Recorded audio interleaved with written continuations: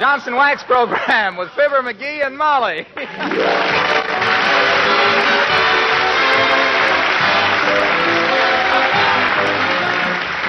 The makers of Johnson's Wax for home and industry present Fibber McGee and Molly, written by Don Quinn and Phil Leslie, with music by the King's Men and Billy Mills Orchestra.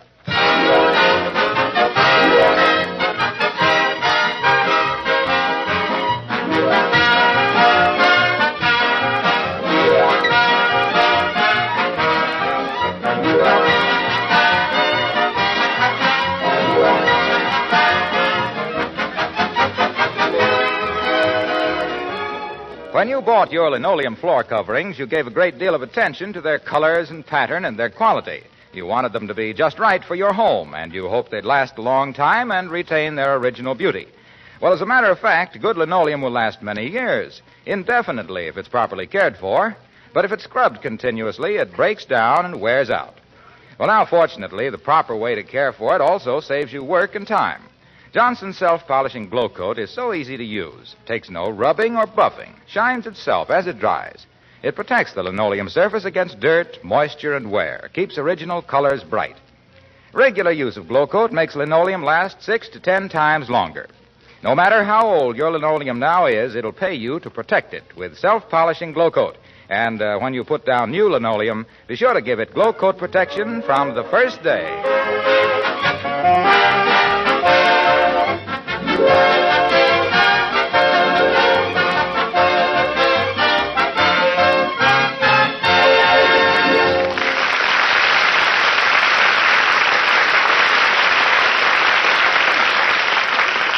If there's anything the squire of 79 Wistful Vista likes to do, it's surprise his wife.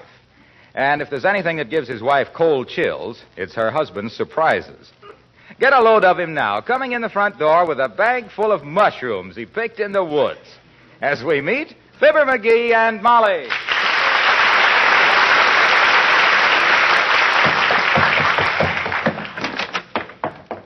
Hey, Molly, I got a surprise for you. Hey, Molly, look what I got. Animal, vegetable, or mineral? I'll give you a hint. What do you like with steak, kiddo? Piled way up high on top of it like this. Mashed potatoes. Oh, no. McGee, now, if you brought home a paper bag full of mashed potatoes now. You're just not used to high-class eating, Molly. Here, look. My goodness, mushrooms. Yep. Make a dinner fit for a king. And you're looking at His Majesty Fibber the First. They're beauties, ain't they? Lovely, but they're certainly dirty. Huh? You'd think a careful grocer would at least clean them before he sold them. Grocer? No grocer ever laid a mitt on one of these. I picked them myself. You pick... You betcha. You remember Nat Wolf? Yes? Well, I picked these mushrooms in that little patch of woods across the river from where the brewery is that Nat's uncle owns a half interest in it. Yes, but dearie... My gosh, since this warm spell set in, they're popping up all over the place. And nobody picking them. I had the place all exclusive to myself with nobody else there. You don't suppose that's because other people might be afraid they were toadstools, do you? Toadstools? That's ridiculous. If they'd have been toadstools, I wouldn't have picked them, would I? That was my question. Boy, don't they look good. I've had my puss puckered up for a mess of mushrooms ever since for I don't know how long ago. And these are the best kind, too. Little button mushrooms. Yeah, that's the kind of a button you ring for an ambulance with. You're not actually planning on eating those things. Not eating them? Why, certainly we're going to eat them. Steak and mushrooms. That's the menu for tonight. Why, you love steak and mushrooms. Look, dearie, I'm not easily frightened, but I don't want any mushrooms picked by amateurs. What? I'd just as soon skip rope with a high-tension wire during an electrical storm. Oh, now you're just being... Hello, Mrs. McGee. Hello, Mr. McGee. Hello, Alice. I didn't know you were home. Hi, Alice. I just got home. Were there any phone calls for me or anything? Just one, Alice. Sergeant Carling called. Oh, yes, Cliffy Carling. He's the one that's in the camouflage corps. Oh, I remember that guy. He used to stand out on the lawn disguised as a tree. Never knew whether to shake hands with him or prune him. Yeah, but you cured him of that when you started to carve Fibber Loves Molly on his stomach. Yeah. Where is he now, Alice? Well, I don't know, but he said he was sending me a boomerang. A what? A boomerang. That's one of those sticks you can hit yourself in the head with if you throw it far enough. Oh, he must be in Australia. Well, I think so. Anyway, he says he sees a lot of those birds that think they're alone when they stick their heads in the sand. Oh, what do they call them? Isolationists.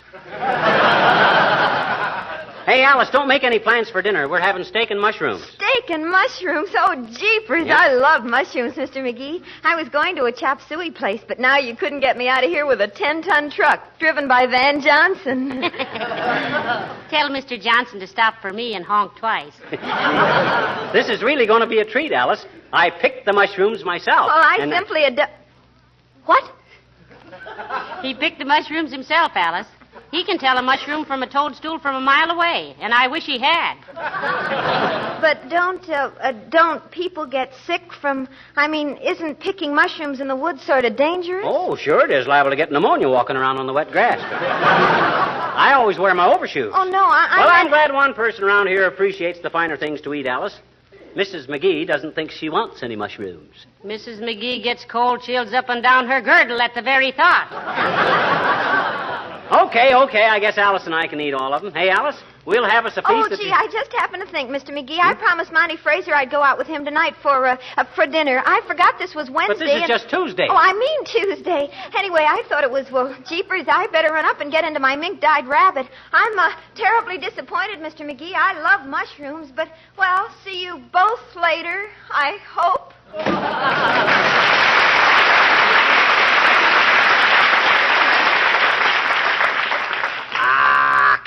Why is everybody so scared? Anybody think I didn't know a real mushroom when I saw it? Well, tell anybody to move over and make room for me. Well, I don't care what anybody else has for dinner. I'm having steak and mushrooms. And I'll get somebody to eat them with me, too. Hand me the phone. Here. Thanks. Hello, operator. Give me Dr. Gamble's office at the north end of Mert. Is that you? Oh, dear. How's every little thing, Mert? Tis, What's say, Mert? Your old man? Hiring a kite again, eh? Isn't that awful? No, he couldn't buy a kite for his little nephew, so he's hiring one for a week. What say, Mert? Okay, thanks a lot. Doc's not in. Hey, where's my cookbook, Molly? I seen a recipe in there for mushroom gravy that's out of this world. Well, I don't know, but you will be, too, if you eat it. Come on, Molly, you know the cookbook I mean. That old-fashioned one that kids around about using butter. Oh, I know where I put it. Where'd you put it? Right here in the hall. Gotta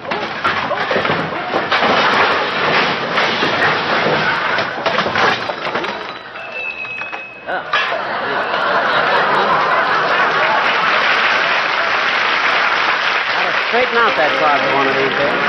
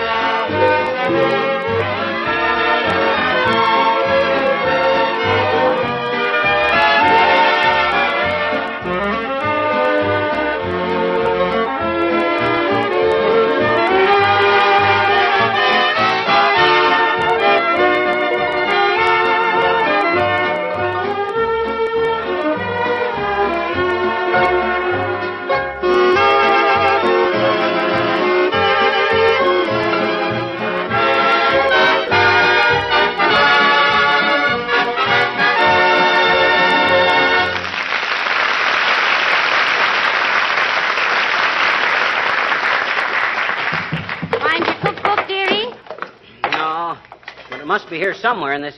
Ah, here it is. Right where I put it. Between the moose head and my old mandolin. Heavenly days, the way that stuff falls out of here. Don't tell me you know where to look for things. Why, sure, I got it organized. I always throw it in the closet in the same order, and it always falls out in the same order. Scientific and logical. See? Snowshoes go in first. Then the moose head. Bull moose. Then the tennis racket. And the ice skates. Then the skid chains? No, then the camera tripod. And then the skid chain. Now all the little stuff. Ring outfits, picture frames, tennis rackets. Last, my old mandolin.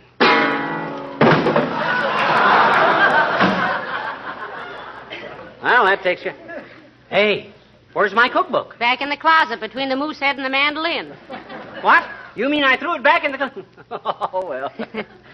Beulah's probably got a good recipe for mushrooms anyway. Hey, Beulah. Oh, Beulah. Somebody bawl for Beulah?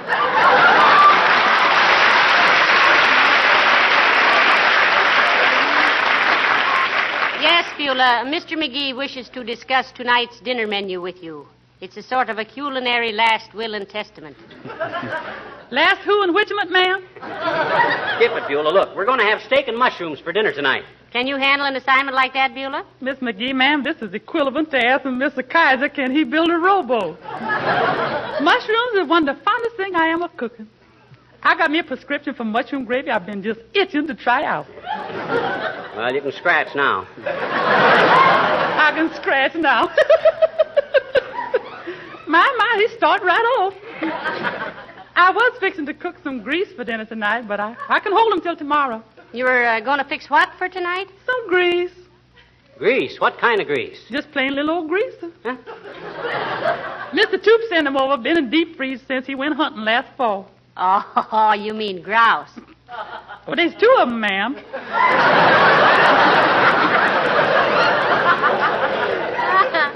Two grouses is grease, ain't they? No, Beulah. The plural is the same as the singular, like fish. Yes, I sure do. Particular catfish, but I better get down to the grocery and get the stuff, sir. You know, I like to select the mushrooms myself. Oh, just get a steak, Beulah. Mr. McGee already has the mushrooms. Somebody give them to you, sir? Nope. I picked them myself out by the brewery this morning, Beulah. Oh. What do you mean, oh? I was just rehearsing a phone call to the hospital, sir.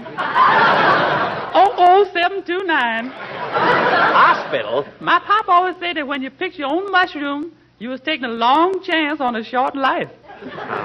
Now, let's not be silly about this. I'll take the entire responsibility. I'll cook the mushrooms myself. After all, my reputation and these mushrooms will be just alike. How do you mean, McGee? They'll both be at stake, won't they? His reputation in mushroom is sticky.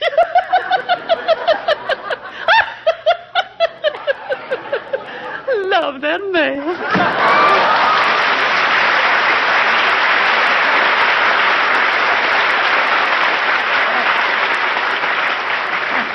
Look, McGee, you're not really serious about eating those those mushrooms, are you? Why, certainly I am. Mushrooms are good for you. Full of vitamins and iodine. Iodine is good for the thyroid. Thyroid. Huh? It isn't sty, it's thigh, if you'll pardon the expression.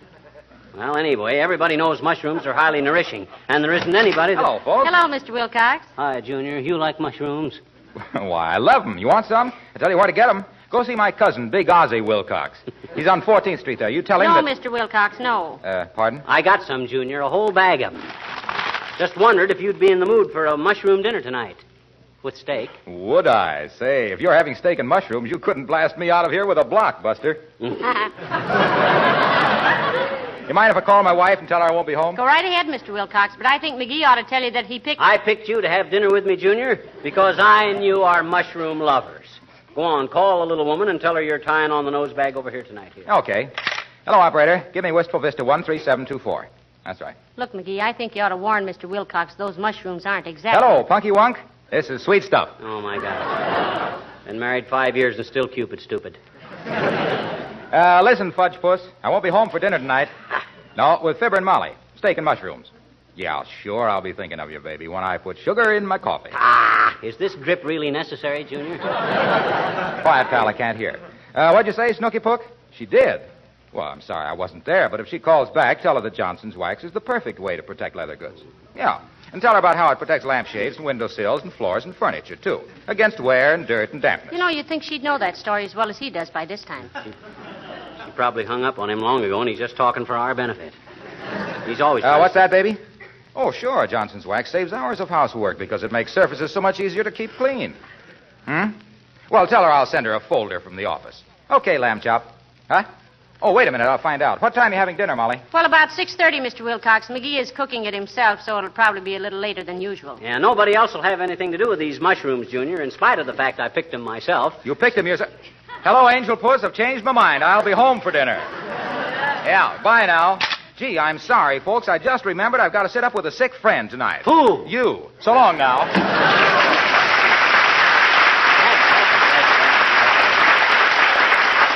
My gosh, you'd think I was deliberately going out of my way to poison everybody. Oh, not everybody, dearie. Just a few intimate friends. Look, let's throw out these mushrooms or toadstools, as the case may be. Throw them out in the alley. No, sir, by George. Now I got my back up. I don't care how many other rats desert the sinking ship. I'm staying with it. I'm having these mushrooms for dinner tonight if they... Well, I'm having them. All right, Pet. I only hope you do get Dr. Gamble to come for dinner. Though who'll take care of him, I don't know. I'll go out and fix the salad. At least I'll have the satisfaction of knowing that's okay. Okay. There goes a good kid. I can read her like a book. She'll watch Doc and me for a couple hours after dinner, and if we don't fold up, she'll sneak out and eat the rest of the mushrooms. Only there won't be any more mushrooms. Between me and Doc, we can account for it. Come in. Hi, mister. Oh, hi, Teeny. Come on in.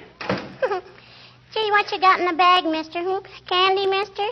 Can I have a piece? Can I have a piece? Now, if it was candy, you'd connive a piece, all right, sis. It happens to be a bag of mushrooms.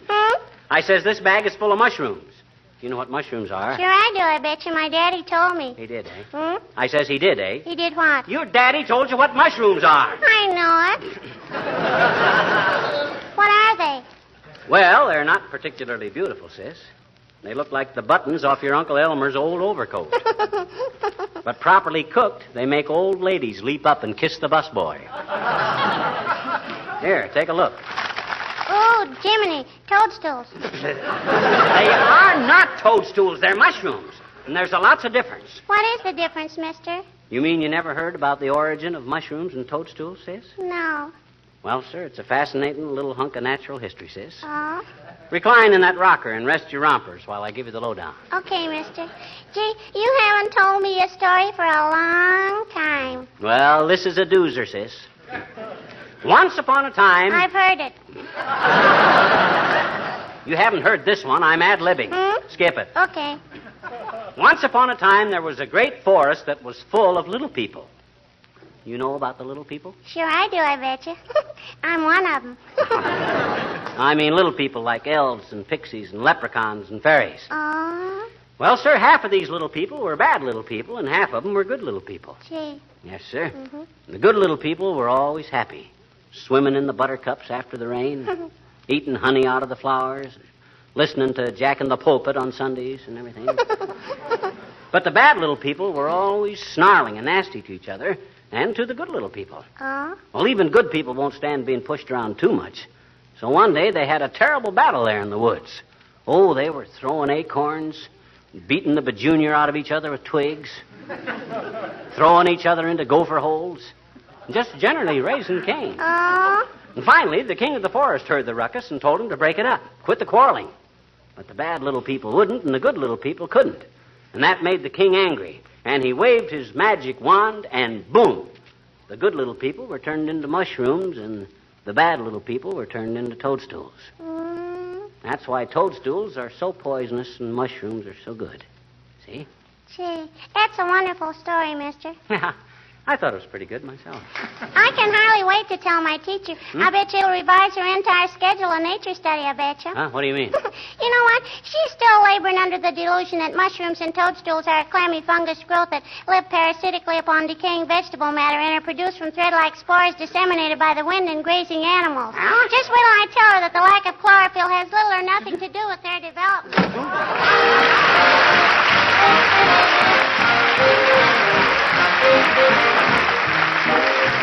The King's Men and Evelina.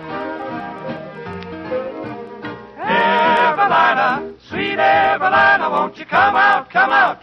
Hey, psst, can't you hear me, Evelina? Won't you ever take a shine to that moon? Evelina, ain't you bothered by the bobolink's tune?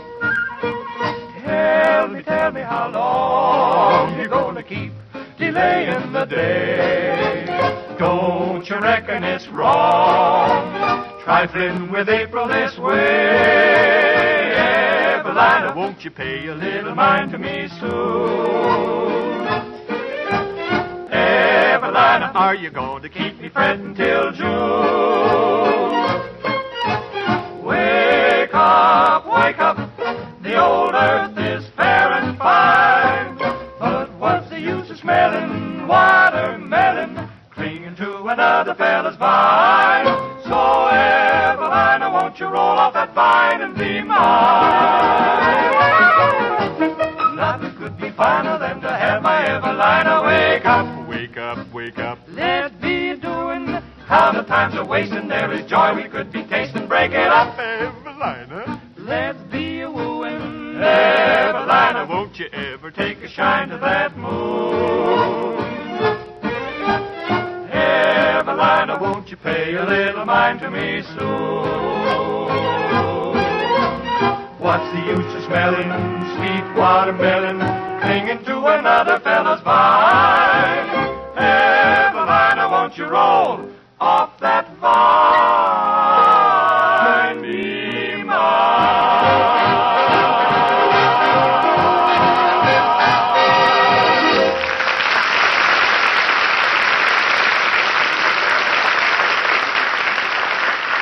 Gee, I'm sorry you're so stubborn, Molly. You're just doing yourself out of a wonderful steak and mushroom dinner. Boy, when you see Doc Gamble and me tearing into them mushrooms... Oh, Dr. Gamble, did you finally get him? Oh, sure, didn't I tell you? Oh, I got him. The minute I said steak and mushrooms over the phone, he let out a holler, and you could hear him knocking patients right and left, trying to get out of his office. How's Beulah coming with the steak? Oh, it looks beautiful, but I'm afraid I'm not going to enjoy it much. Hmm? I can't sit there and eat calmly while my husband deliberately poisons himself and... Ah, don't talk silly, Molly. I wouldn't eat them if I didn't know they were good. I guarantee every one of these mushrooms personally. That's going to be a lot of help when the coroner starts patting my hand and tells me to be brave, though. Pooh for the coroner. That political hyena has... Ah, my dinner guest. Come in, come in, come in. Hello, Doctor. Hello, Molly. Hello, McGee, my dear boy. You know what you've done? What have I done, Doc, old sock? You've made me a very happy man. Steak and mushrooms. Well, personally, Doctor, I'm glad you came. I think it's always nice to have a physician around at dinner time in case, well, if something should develop, I mean... What she's worried about, Doc, is that these mushrooms might be toadstools. Why, you silly girl. In 23 years of medical practice, I've learned every possible way in which people can make darn fools of themselves. But I've never had a case of mushroom poisoning when the purchase was made from a reputable dealer. Did I say something wrong? What are you staring at each other for? Well, speak up. What's the matter? Tell him, McGee. Well, Dad, rat it, just because a guy goes out into the woods and picks a mess of mushrooms and asks a friend... Wait a minute. You picked your own mushrooms? Yes, I did. Why, you murderous little maverick? What? You combination of Jack the Ripper, Lucrezia Borgia, Jekyll and Hyde, and Babyface Nelson? You perjuring little poisoner? On the other hand, Doctor, they might... On the other hand, brass knuckles. Does this half-baked nature faker think he has a gift for picking edible mushrooms out of 30,000 varieties of deadly fungi? Now, just a darn minute, Dr. Jamble. You don't eat a thing... Neither do you ignorant ninny.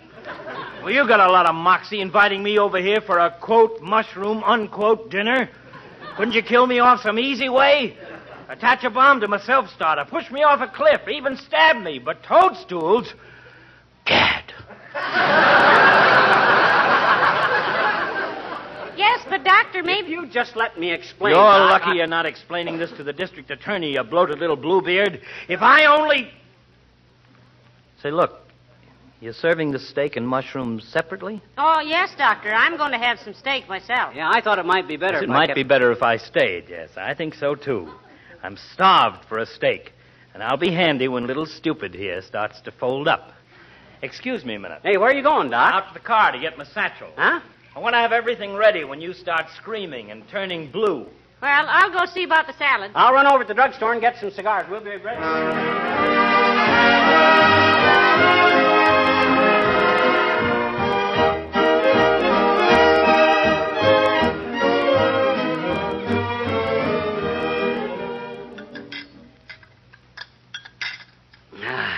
Well, that was wonderful. More steak, Doc? No thanks, McGee. I'm so full of beef now, I'm afraid I'll meet Roy Rogers on the way home. Shall we have coffee in the living room, boys? Oh, let's wait and have it in the ambulance on the way to the hospital. How do you feel, McGee? Who, me? Oh, I feel fine, Doc. Kind of full, but otherwise great. You kids passed up a wonderful dish when you refused the mushrooms. There's still a couple left. Who wants them? Okay, I'll finish them myself. Shame to throw them out. Any symptoms of cramp, McGee? Any sensation of nausea? Why, no, Doc. I feel wonderful. Only thing I'm suffering from is loss of appetite. Well, how soon can I breathe easy, Doctor? Oh, give him another 10 minutes, Molly. If nothing happens, I'm going to write an article for the AMA Journal. We're making medical history. Any man who has the colossal effrontery to pick his own mushrooms and eat them is crowding his luck too far. Doggone it, I tried to explain to you about that, but you kept shouting at me, so I shut up. Explain about what, dearie? About how everybody was so nervous about my own mushrooms that I threw them out. What? Why, Why, I ran over to the grocery and got these. Hey, where's the toothpicks? I've got...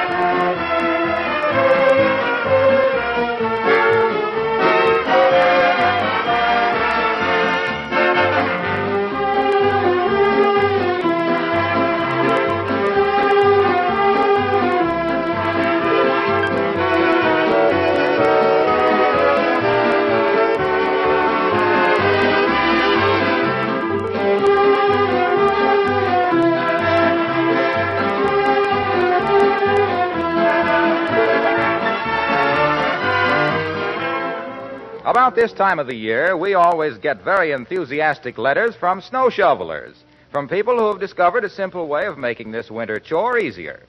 They apply a little Johnson's wax to their shovels, and this keeps the snow from sticking to or piling up on the shovel. Makes the job of clearing off the front walk almost a pleasure.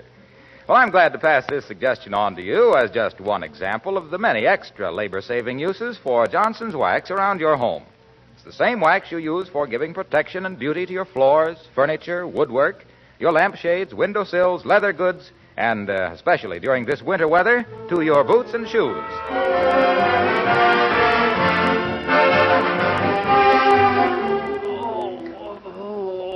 Oh, I feel terrible.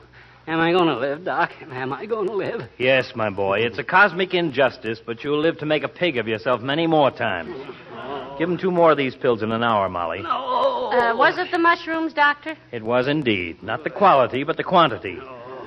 Just remember this, McGee. More people die from a fork in the mouth than from a knife in the back. Good night.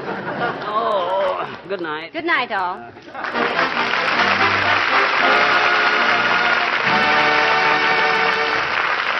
This is Harlow Wilcox speaking for the makers of Johnson Wax Finishes for Home and Industry and inviting you all to be with us again next Tuesday night. Good night.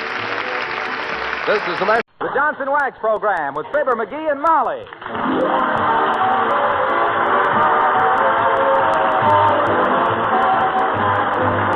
The makers of Johnson's Wax for Home and Industry present Fibber McGee and Molly, written by Don Quinn and Phil Leslie, with music by the King's Men and Billy Mills Orchestra.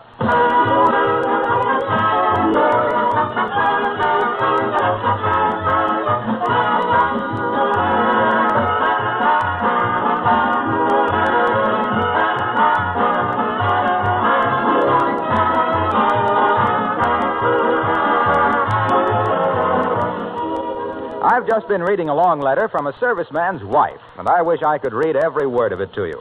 Those of us who still live in our own homes with our own furniture can't possibly realize the discomforts and extra work many of these service wives have to put up with. This lady writes that the first thing she and her husband do to make an unattractive furnished apartment clean and livable is to give everything a good shining coat of Johnson's Wax. Here are her own words. When I was back home, I never appreciated the expression, her house just shines, because all my friends' houses shone.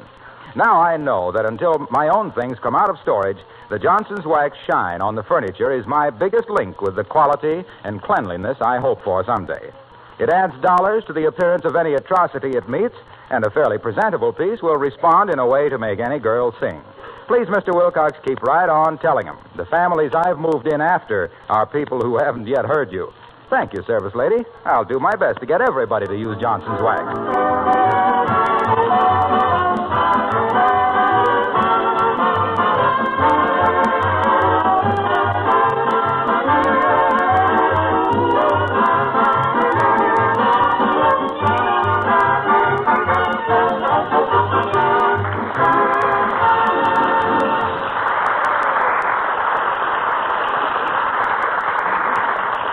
A barber is usually a bald-headed man who sells hair tonic. His customers are usually men who like their hair and the conversation cut short around the ears. Like the man in the chair right now, a Mr. McGee of Fibber McGee and Molly.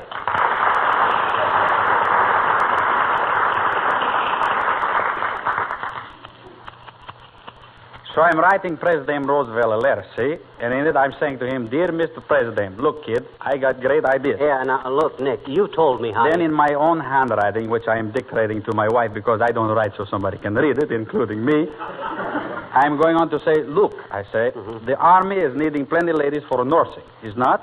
Yeah, but... So, also we got 1,000 guys who are too small in the eyesight for the draft, or maybe they got 7 toes on 1 foot or something. So I'm saying, why not take the rejectees and make them into guys for giving sick people the pills? Yeah, but if you don't mind, Nick, Of course, so far up to now, President Roosevelt, he don't sending me the answer. Yeah. Which is all right. He's just as busy as me, I guess. Maybe I better send a telegram to the Manpower Commission and say, how about a shampoo? How can you give the Manpower Commission a shampoo? That question was not for the commission. You, I'm asking. Huh? Oh, I need a shampoo? Everybody's needing a shampoo at the regular periods of the interval. Are you different? No, I guess not, Nick. Go ahead. Only after you shampoo it, put some dressing on it quick, because I got a natural part in my hair that runs from one ear across my head to the other ear, see? Looks kind of funny until it's plastered down. Yeah, smart my hair. After shampooing, we always... Hey, wait a minute. How much is a shampoo? 50 cents? 75. What? 6 bits just to wash a guy's hair? Those are the ceiling prices, kiddo. That we got posted on the wall because nobody can reach the ceiling to put them up. Why, that's enough. Why, that's a dirty jip. 75 cents to whip up a lather on a guy's skull and rinse it off again. Why, you scissor bill. You high-handed, low-minded brush bandit. I got a good notion to report you to the OPA. Now, wait a minute, Mr. McGee. Let's not lose our temperature just because I won't wait a minute. Here's the 4 bits for my haircut, and you can take your shampoo and... The haircut was 75 cents, too. What? Another 6 bits for cutting off not enough hair to make a toupee for a tadpole? You got a lot of nerve. I'll wash my hair myself. Let me out of this chair.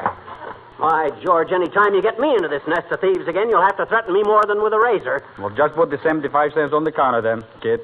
Okay, Mr. McDonald, you're next. Step in the chair. 6 bits for a shampoo. That's the dirtiest way to get clean I ever heard of. So long, Dillinger. 6 bits for a shampoo. Why, I'd shampoo the dome of St. Paul's Cathedral for 6 bits. Compared with that guy, Jesse James was just a scared kid with a dry water pistol. I'll get his life.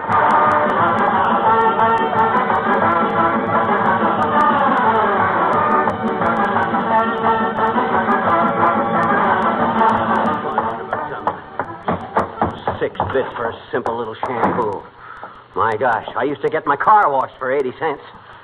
You must think I'm some kind of a yokel to sit still for a kind of a deal All right, dearie, all right. Relax. You're home now, safe with Mother. Hey, Molly, you know what that Nick the barber tried to do? That ham-handed scout gardener He tried to charge you 75 cents for a shampoo. Yeah. And you stormed out of the shop and you're going to shampoo it yourself. Yeah, 75 cents for a... Hey, how'd you know? Well, the barber just called up. I lit the hot water heater right away so the water would be hot and you could shampoo your own hair. Oh, so he called up, did he? What'd he want? He wants his apron back. Well, he... Huh? Here, let me unpin it for you. Oh, my gosh. There. Boy, oh, boy, oh, boy. No wonder everybody looked at me so funny. Why, you look like a flat-chested Mother Hubbard, dearie. I'll have Beulah drop this bib off at the barber shop on her way home. Now sit down and relax. Gee, boy, am I embarrassed. Wearing that big apron all the way home. You must have really been angry, huh? Angry? One more word out of him and I'd have shoved his barber pole down his noisy old throat. Oh, dear.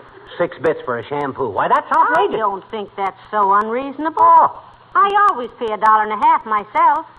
Though it's worth it not to have to sit there and hear the patriots talk about how much revenue the government is losing by closing the racetracks. Well, my gosh, I Hello, don't... Mrs. McGee. Hello, Mr. McGee. Hello, Alice. Hi, Alice. You been out in the wind, Mr. McGee? Your face is awfully red. Well, he had a little argument with the barber, Alice. He came home hotter than a depot stove. Well, my gosh, 6 bits for a shampoo at that barber shop. Don't you think that's ridiculous, Alice? 75 cents? Yeah. Oh, it certainly is, Mr. McGee. They can't make any money at those prices. I don't know, Alice, why he doesn't wash his hair when he takes a shower anyway. Except that he's usually singing so loud he couldn't hear himself ask himself if he wanted to. Oh, I never hear him. But lately I've been so busy with my charts, I don't hear anything. What charts, Alice? You studying navigation so you can find your way home between the boys? Hey, that's not so bad. Between the boys. You see, if you spell it B-U-O-Y-S, it's a play on words. Ain't funny, McGee. I was kind of pleased with it myself. What charts, Alice? Oh, my astrological charts. Oh. I was casting some horoscopes for some friends. I'll do yours sometime. Are you a Capricorn? Am I a Capricorn? I'm an elk and a legionnaire, and I'm mighty proud of both. No, I mean, what month were you born in, Mr. McGee? Well, he was born shortly before Thanksgiving, Alice. And all white meat he was, too. Oh, he's a Scorpio. What do you mean I'm a Scorpio? A Scorpio is a big crab with a stinger in his stern. And if you mean that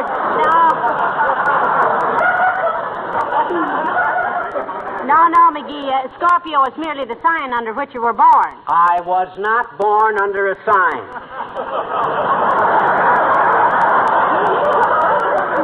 I was born 5 miles west of Peoria on top of Kickapoo Hill. Oh, no, Mr. McGee. Now, look. There are 12 different signs of the zodiac, see? Is that so? Yes, and everybody is born under the influence of certain stars and planets, depending on what time of the year you were born. I think McGee was born during an eclipse of the moon, Alice. He throws such a big shadow. Oh, no fooling, Mr. McGee. It's very interesting. I've started to study astrology. For instance, your horoscope for January warns that people born under this sign must not let themselves be imposed upon financially. Aha! You see, Molly, that barber was trying to impose on a Scorpio financially. I knew all of it. Is Scorpio a good sign, Alice? Oh, Creeper's one of the best, Mr. McGee. Yes? Yes, but you must do as your horoscope says if you want to be happy. Yeah? You must control your temper, make allowances for other people, and follow through on any projects you have started. Like washing your hair. Oh, is he going to wash his hair? I just washed mine. That's why I'm wearing this towel around my head. Oh, my gosh, is that a towel? I was just about to tell you I thought that was the best-looking hat I ever saw you wear. How long ago did you wash your hair, Alice? Oh, I just finished. I'd have taken a bath, too, but the hot water is all gone. What? The water I was planning to use for my shampoo? Now, just a darn minute, Alice. What's the idea? Scorpio? Control your temper. Make allowances. Yeah, I'm sorry, Mr. McGee. Oh, forget it, kid. It's okay. Far be it from me to stand between you and glamour. Use all the water you want. However, what? However, if she don't want her pretty little neck wrung, she better light that water heater before I count to 10. 1, 2, 3. I'm going.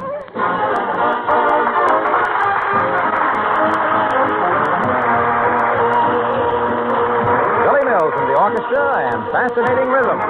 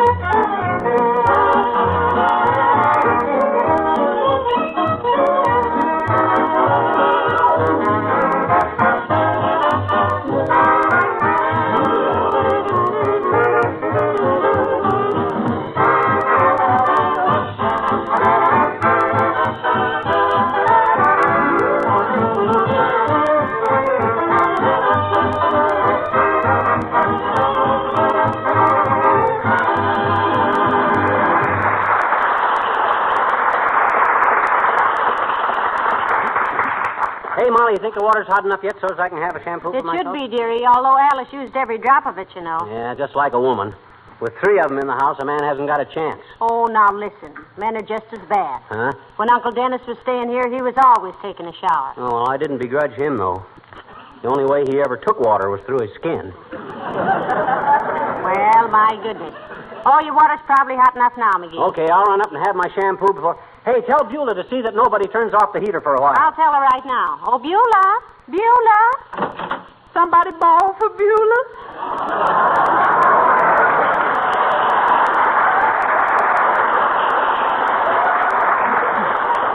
Yeah, I'm going to shampoo my hair, Beulah. He got a little irked at the barber, Beulah. Thought he was being overcharged, so he's going to do it himself. Yes, but them poor barbers, they sure work hard giving folks a shampoo. They just wax their fingers to the bone. Are you inferring that I have an ossified skull, my good woman? Oh, no. But my cousin, he's a tonsorial artist, and I hear a lot about how hard he works. Well, Mr. McGee doesn't need a tonsorial artist. He had his out in 1928.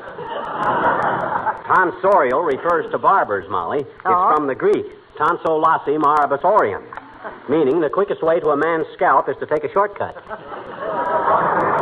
Well, for goodness sake. You university man, Mr. McGee. No. No, he isn't, Beulah, but he has an unusually well-rounded background, though. Yes, I can see that. You know what that big razorback wanted to charge me for a shampoo, Beulah?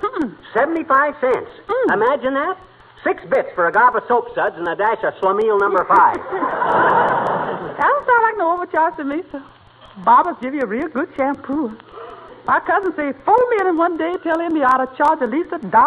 4 customers? No, ma'am, 4 barbers. Yeah, that's what I thought. My barber's named Nick, and if he can't nick you with his razor, he'll nick you with the price list. Well, personally, I think barbershop prices are very reasonable, McGee. My cousin thinks so, too, ma'am. And he's ahead of his class in barber college. Get a degree, Beulah? Yes, a Ph.D. Oh, for goodness sake. Doctor of philosophy? No, ma'am. Oh, physiognomy is de-whiskered.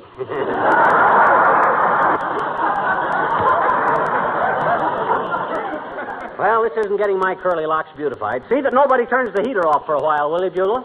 You want me to light it for you, sir? Oh, it is lit, Beulah. No, it ain't, ma'am. Excuse me. What do you mean? What? Well, I see the tank was full of hot water a little while ago, folks, so I embraces the opportunity to wrench out some window curtains. Oh. You mean it isn't hot now, Beulah? Right now, sir, it's as cold as a walrus's knees. Well, light the heater again, Beulah, if Mr. McGee still wants the shampoo. You're doggone right I still want a shampoo. Though I don't know why I need any hot water. The number of times I've been in a lather today, I ought to be as pure as a bookstore in Boston. He ought to be as pure as a bookstore.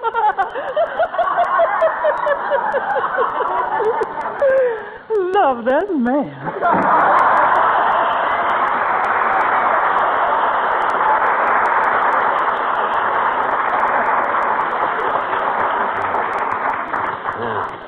This is a fine state of how do you do. How do you do? Fine. How are all the... Look now, this is no joking matter, Molly. Gee whiz, a man can't get enough warm water in his own house to steam a monocle. If I ever build another house, I'll build it in Hot Springs, Arkansas. Well, the barber's probably just as perturbed as you are, McGee. He thinks you stole his apron. Well, it takes a thief to catch a thief. I'll tell him when he can get it back. And he should live so long. Hand me the phone. Certainly, Scorpio. Here you are, and wear it in good health. Thanks. Hello, operator. Give me Nick's Barbershop at 14th and... Okay, Mert, how's yourself? Oh, dear. Diz, eh? What say, Mert? Your brother. Dropped 1,500 feet out of a what? Heavenly days, McGee. Was he killed? No, just amused. He's a movie operator. Dropped 1,500 feet out of Gone with the Wind and nobody even noticed it. What say, Mert? Okay, I'll call later. Mine's busy. Well, the water ought to be hot again half an hour or so, and you can get this shampoo over with, which will make me very happy indeed. Make you happy? My gosh, I never been so exonerated in all my life. Everybody stealing my hot You water. don't mean exonerated, you mean exasperated. Go on. Exasperated is when your time is up. Like when the time limit on a contract has exasperated. Nah, that's expiration. I thought expiration was when a guy put on a pair of fur pants and went looking for the South Pole or something. Are you thinking of exploration? Well, then what does exonerated mean? Exonerated is when you have been found not guilty of something. Well, who's been guilty of snitching all my hot water? Me? No, sir. Everybody else in the house has been the one. Oh, hello, Mr. Wilcox. Oh, Molly. Hiya, pal. What are you scowling at? I'm living in a nest of water pirates, Junior. You'd think this was the Mojave Desert, the way everybody steals water. Well, somebody explained the situation to me. I came in late. Well, he thought 75 cents was too much to pay the barber for a shampoo, Mr. Wilcox, so he came home to do it himself, and every time he gets a tank full of hot water, somebody uses it. Yeah, the way people glom onto it around here, you think it was the dew off the last rose of summer. Hey, look, pal, you're getting very irritable lately. Huh? Last week you were raving and ranting because nobody trusted your hand-picked mushrooms. Now you're sourpussing around because you have to wait for a shampoo. What's the matter with you? Well, gee whiz. McGee, Mr. Wilcox is right. Your temper is getting as ragged as a $2 retread. I can't help it. It's hereditary. If you think I'm nervous and irritable, you should have known my great-great-grandfather. Ooh, was he irritable? Why? Well, he was just impatient. Couldn't wait for letters to be delivered and answered. Couldn't wait for anything. Kept saying, why don't somebody invent the telephone? What's everybody waiting for? What's that guy Bell doing anyway? Why don't he get with it? They say Grandpa was a terror. Well, that bad temper should have smoothed out in 3 generations, pal. What if you do have to wait a few minutes for some hot water? What's 20 minutes or less in a lifetime? Tell him what can happen in 20 minutes or less, Mr. Wilcox. Oh, you don't have to tell me. Why, in 20 minutes or less, pal, a Johnson's glow-coated linoleum dries to a perfect protective finish. Yes. Restores new life and luster to the faded and worn surface. You gave him that opening, Molly. Whose side are you on, anyway? Say, listen, sweetheart, we're all on the same side. Aren't you happy with our product? Well, no, not too happy. It don't spell anything backwards.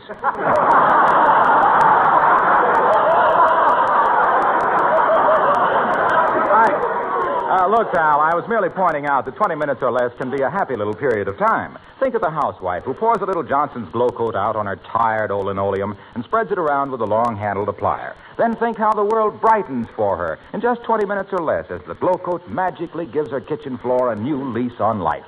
You ever spend 20 minutes or less in a dentist's chair, Waxy? Certainly, and well spent, too. You were? No, it was.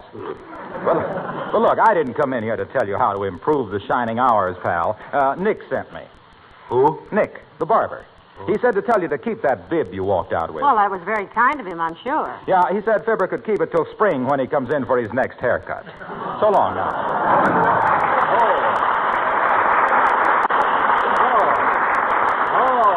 So he said that, did he? If he didn't give the best haircut in town, I'd never darken his hand towels again. Bye, George. Hey, you think the water's hot again, Molly? Well, it should be, dearie. And this time I don't think anybody will cheat you out of it. Well, they better not. The first mug, male or female, that lays a hand on a hot water faucet in this joint is going to get the... Come in. Oh, hello, Dr. Gamble. Hello, Molly. Hello, Mushmouth. Hi, Doctor. Hey, you look kind of bushed. What you been doing? Treating the centipede for fallen arches? Oh, same old routine. Get to bed at 3 a.m., phone rings at 4:15. 5:30, a new little taxpayer starts squawking as loud as a full-grown one. At 7, I'm back in bed. At 9, I'm back at the hospital trying to be patient with patients who are trying my patience. Well, you certainly look like you could use a good night's sleep, Doctor. I wish my father and mother had been grizzly bears so I could sleep till about April. As it is, I'm in and out of the hay like a Nebraska pitchfork. Don't you even get time to shave? Haven't for 2 days. Just stopped in here because my car broke down the next block. Take 'em half an hour to fix it. You know what? What, Doctor? I'd give my right eye. That's the one with the evil leer in it. For a hot shower and the use of McGee's no doubt dull razor. Got any hot water in the house? Why, hot water? Yeah, hot water. You know, that stuff you toss a bone in to make soup. Why, certainly, Doctor. As a matter of fact, we just heated a tank full. Yeah, you see, I see you are 2 lovely, charming people. Mm-hmm. And now, if you'll excuse me, I shall run upstairs and swab the frame. If you hear a rusty clatter, pay no attention. It'll be my pores opening. Well, say it, McGee. Yeah, and go back to vaudeville. Here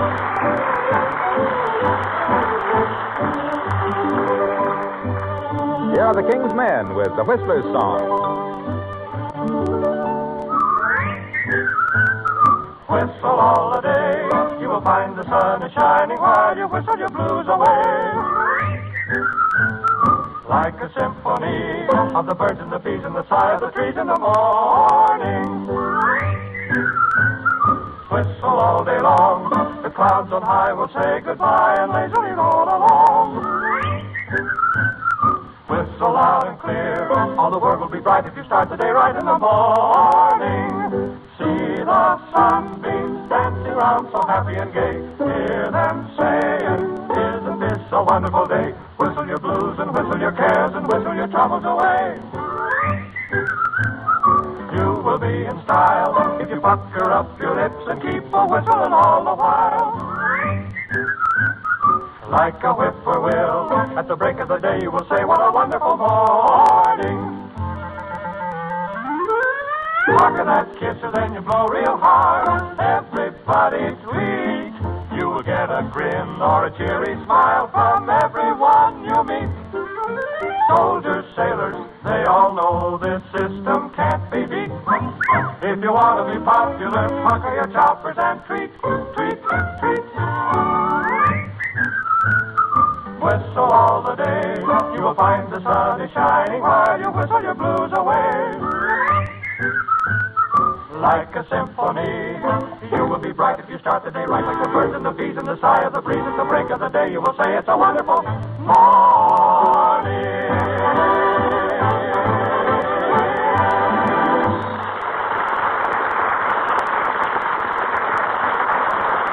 I've been standing in the shower for almost half an hour. The door fetch me in.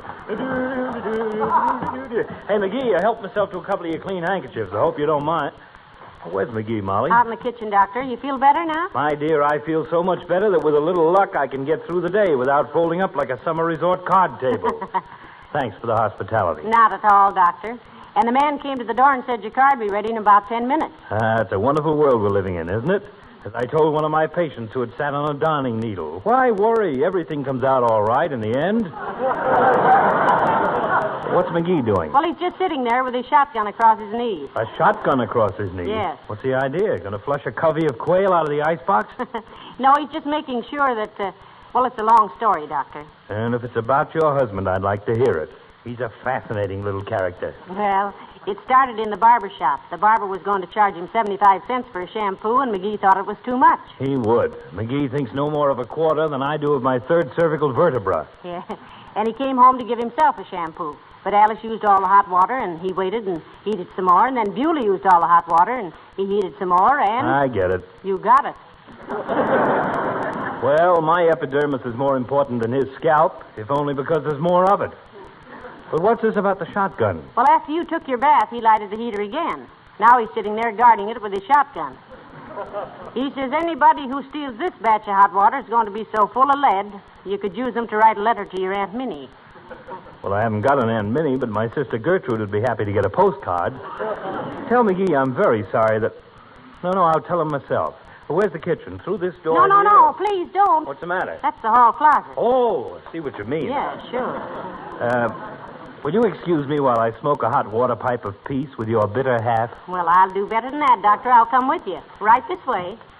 You know, it really has been exasperating for him, Doctor. And you know how he is when he sets his mind on doing something. I do indeed. He follows through like a broken garter. Shall we knock? Pray do. Who is it? Your best friend and severest critic. Or, reading from left to right, your wife and your physician. Okay, come in. Oh, hi, Doc. Feel better? Infinitely. Mm-hmm. I'm sorry I used your hot water, my boy. In extenuation, I can only plead my ignorance of the situation. I told him how many times you'd lost the hot water, dearie. No, that's okay, Doc. But believe me, I'm making sure of this tank full. Anybody lays a hand on this water is going to wind up as full of holes as a German treaty. Is your car fixed yet? Well, it will be any minute. I just dropped back here to say goodbye and thank you for a delightful dunk. Well, I'll go out with you and see you get started all right, Doc. I don't think anybody will swipe this water now. I've warned them enough. McGee, now, please be careful with that gun. Okay. I'll just set it down here in the corner. Oh, heavenly days, McGee, look what you did. What a neat third act curtain, boy. Oh. You blew a hole right through the hot water tank. Why, this is impossible. The gun wasn't even loaded.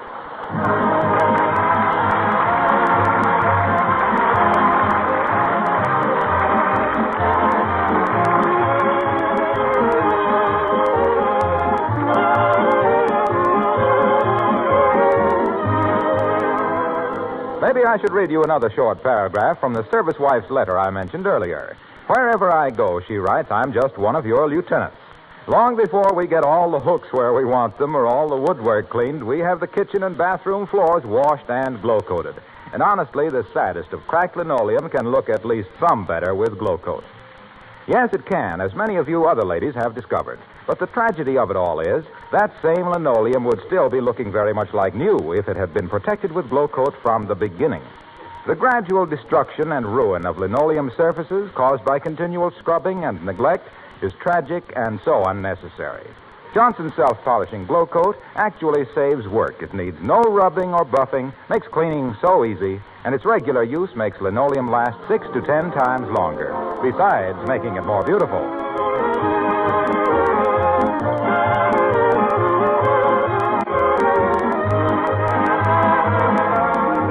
My, your hair certainly looks nice since you had your shampoo, McGee. Yeah, it sure does, doesn't it? And we're sorry we had to make you keep your barber shop open after hours, Mr. Nick. Forget it, sweet sis. I couldn't lock the door till I got out of here anyway. Good night. Good night. Good night, all.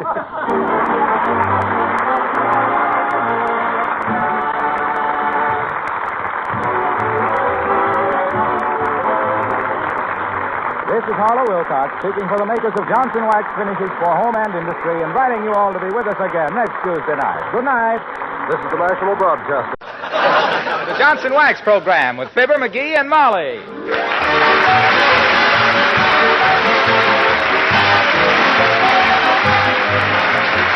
The makers of Johnson's Wax products for home and industry present Fibber McGee and Molly, written by Don Quinn and Phil Leslie, with music by the King's Men and Billy Mills Orchestra.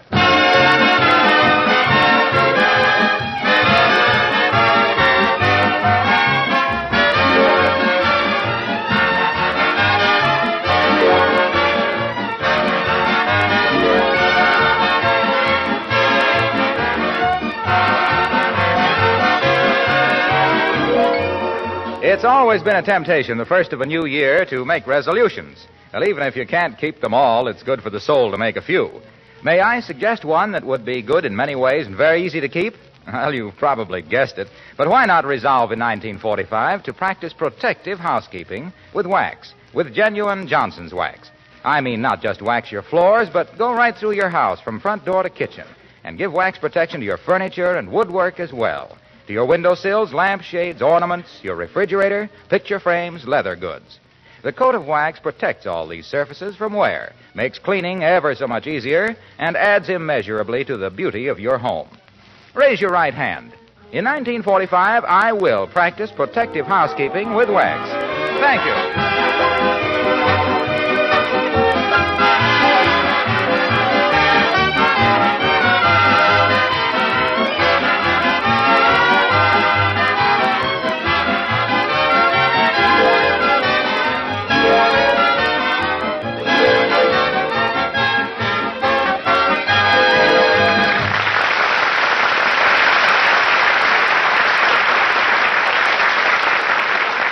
One subject that's always good for an argument at 79 Wistful Vista is Aunt Sarah. Mrs. McGee thinks she is a sweet, lovable old darling. And what Mr. McGee thinks of her shouldn't happen to a dog. You'll see what we mean as we join Fibber McGee and Molly.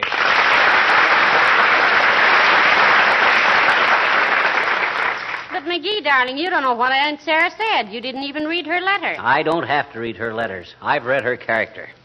That buck-clutching old bimbo is closer than 2 coats of shellac. Now, please, McGee, Aunt Sarah's my own blood relative. She might be if she had any. Heavenly days. Anybody'd think Aunt Sarah was the stingiest woman in the world to hear you talk. I can only think of one woman in history who dished out dough any slower. Who? The Venus de Milo. But she didn't have any hands. or pockets. Aunt Sarah's just careful, McGee. You just remember she got caught in the panic of 1893. That old prune was the panic of 1893. Got more folding money than Johnson has wax. And the only foundation she ever endowed was the one she's been wearing ever since. And that ain't an endowment. That's a trust. Well, now, if you're so set against the poor old dear, I don't suppose you want any part of what she's sending us. And you can play that on your ocarina in 6 flats, baby. I don't want any part of anything that'll... What's she sending us? Oh, you wouldn't be interested. And it's a shame, too. She took such a fancy to you when she came to see us that time. Oh, sure. I spent 9 days digging out that Civil War photo of hers out of the attic to put on the piano to show how we loved her. And what happened? What did? She took one look at it, sniffs, and says, "Oh, never had it tinted, did you?" Why, that knows it... What'd she say in her letter? Well, she said she was sending us a valuable present. Registered, insured mail. Mm-hmm. She said it belonged to her husband, and he had always been very proud of it. Her husband? If she's sending me another pair of those yellow button shoes of his, with the box toes... No. She wouldn't spend the dime to get something like that registered. Oh, now, McGee, just because Aunt Sarah happens to have a little money is no... A little money? Why, that old she-miser holds a first mortgage on Fort Knox. Why, she's got more Mazuma than... Who's that? I'll peek and see. Uh-oh. It's that mail woman. Don't call her a mail woman. Sounds like a circus freak. Say the woman who delivers the mail. It's too cumbersome. Why not just the baguette like we used to? Well, all right. Come in. Hi, sis. You got some mail for us? No, I'm just going around ringing doorbells for the fun of it. Don't ask silly questions, dear, if you don't want silly answers. Is this 79 Wistful Vista? No, we just put that number over the door to kid people, sis. This is really the Empire State Building. McGee. Well, she was asking silly questions herself, too. Just a formality, sir. Is this lady Mrs. Molly McGee? I am that. Have you any identification, madam? She's got a small scar on her elbow from getting it caught in the ringer, sis. We also had some x-rays of her teeth, but we used them for Christmas cards. You know, don't be down in the mouth. Have a Merry Christmas. I'd prefer a ration book or a driver's license or something similar. My goodness, I know the United States mail must go through, but must it go through all this? I have a very valuable consignment for you, madam. I'm responsible for delivering it to the proper person. Oh, my wife is proper, all right, sis. She'd rather eat a dry hamburger than spank the bottom of a ketchup bottle in public.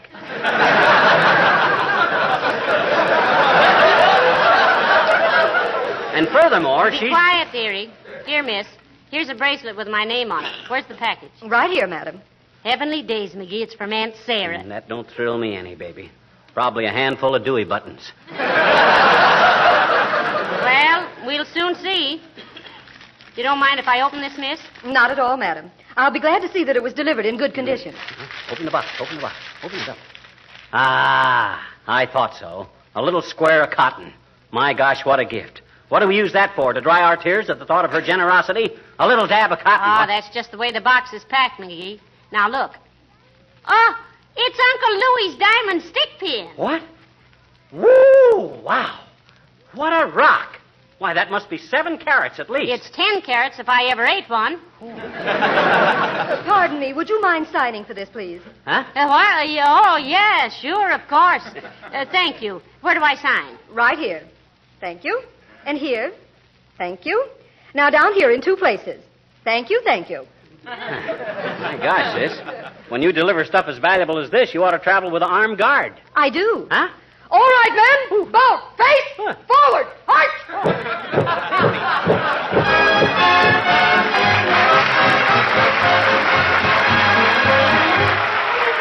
Billy Mills and the orchestra play the Karaoke.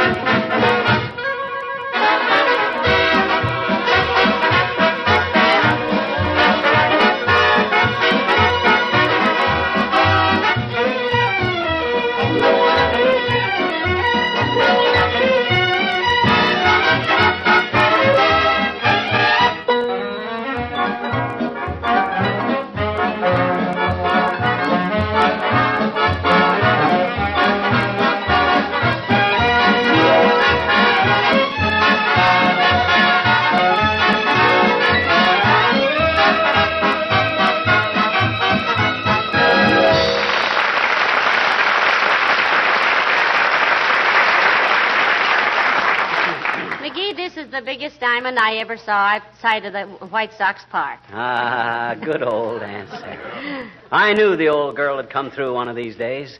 My gosh, a 10-carat diamond. Say, haven't you changed your tune about Aunt Sarah? It's the same tune. I just fixed up the lyrics a little. Great old gal, Aunt Sarah. I'm happy to admit I was wrong about her. To think of her sending me a diamond stick pin. It was addressed to me, dearie, if you'll remember. No, women don't wear stick pins. Well, this one is going to wear this one. If I have to wear a necktie on my house dress. Isn't it beautiful? Better than that, it's valuable. My gosh, diamonds must run about $1,000 a carat, and they get valuabler as they get bigger. So this ought to be worth about 15 grand. I've always wanted a big diamond. One that was really vulgar. And you got one, Snooky. If you had this thing in a ring, you'd have to wear your arm in a sling. Ought to be carried over the shoulder in a pair of ice tongs. I never saw such a rock. Oh, hello, Alice. Look what Aunt Sarah just sent us. Yeah, a 10-carat diamond, Alice. Peek through your fingers at it. It ain't equipped with dimmers. Creepers, isn't that beautiful? Oh, who did you say sent it to you? My Aunt Sarah, Alice. Yeah, our favorite relative, Alice. Grand old girl. One of the best. Aunt Sarah. Isn't she the one that Mr. McGee is always saying that she's a human piggy bank with a built-in grunt? Yeah. She's the one. Well, my gosh, when a guy admits he was wrong, why And he always gave me the impression that she was... Going to sell her house and go live in her safe deposit box? Yes, he often said that. Okay. My gosh, can anybody take a joke? Gee whiz. I was always very fond of Aunt Sarah. In my quiet way. Well, it certainly is a gorgeous diamond, Mrs. McGee. I never knew oysters grew diamonds that big. Oh. Oysters grow pearls, Alice. Jeepers, pearls, too? Why, the versatile little things. No, Alice. Diamonds come from... They're grown, and the diamonds are a product of... They come from... Aunt Sarah. Yeah, people give them to you. Was there something you wanted, Alice? Yes, Mrs. McGee. I wondered if you had any extra V-mail stationery. I've got a stack of letters to write, and I haven't any V-mail paper left. I'm sorry, kid. Nary a sheet of it. But there's plenty of other kinds in the desk there. You're welcome to. Yes, you can take your choice of stationery from the Ambassador Hotel, the Santa Fe Railroad, the Chicago World's Fair, or the Kansas City Stockyard. No, thanks. V-mail gets where it's going so much faster. I don't like to use anything else. Why do they call it V-mail, anyway? Well, I think it's because you can write voluminously, and it gets to various villages all over the world with such wonderful velocity. It's very valid, Vera. I always get a bang out of sending letters V-mail myself. Always feel like I'm slipping a fast one over on the postal department. Why, McGee? Oh, I don't know. It costs you 8 cents to send a letter airmail across the country, but send a V-mail letter and they'll fly it anywhere in the world for 3 cents. You can lick a stamp and stick out your tongue at the government at the same time. Don't you like the government, Mr. McGee? Why, he loves it, Alice. He loved his 4th grade teacher, too. But that didn't keep him from putting flypaper inside of her overshoes. He has a wide strain of mischief in him, and it is a strain. Well, gee whiz, the guy's Well, I guess I'd better get to the drugstore and get some V-mail stationery. I owe Jimmy Thompson another letter this week. Another letter? 2 in 1 week? 3. You see, I used to go with Jimmy in high school. Oh. He was captain of the football team, the track team, and the basketball team. 3-letter man, eh? Yes, so why should I cut him down now? Well, goodbye now, and take good care of that ice cube.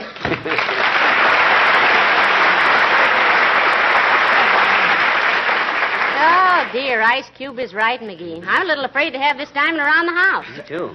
Anybody found out we had a $15,000... Hey, Molly, get my gun. Quick, call the police. Run and hide. Don't stay here with me. Hurry up. What on earth is the matter with you, McGee? You're as white as Christmas in Spitsbergen. I just saw somebody peeking in the window. Tough-looking mug. Ugly puss on him. Gangster type. My goodness, which window? That one right there. You call the police while McGee, that's not a window, that's a mirror. Huh?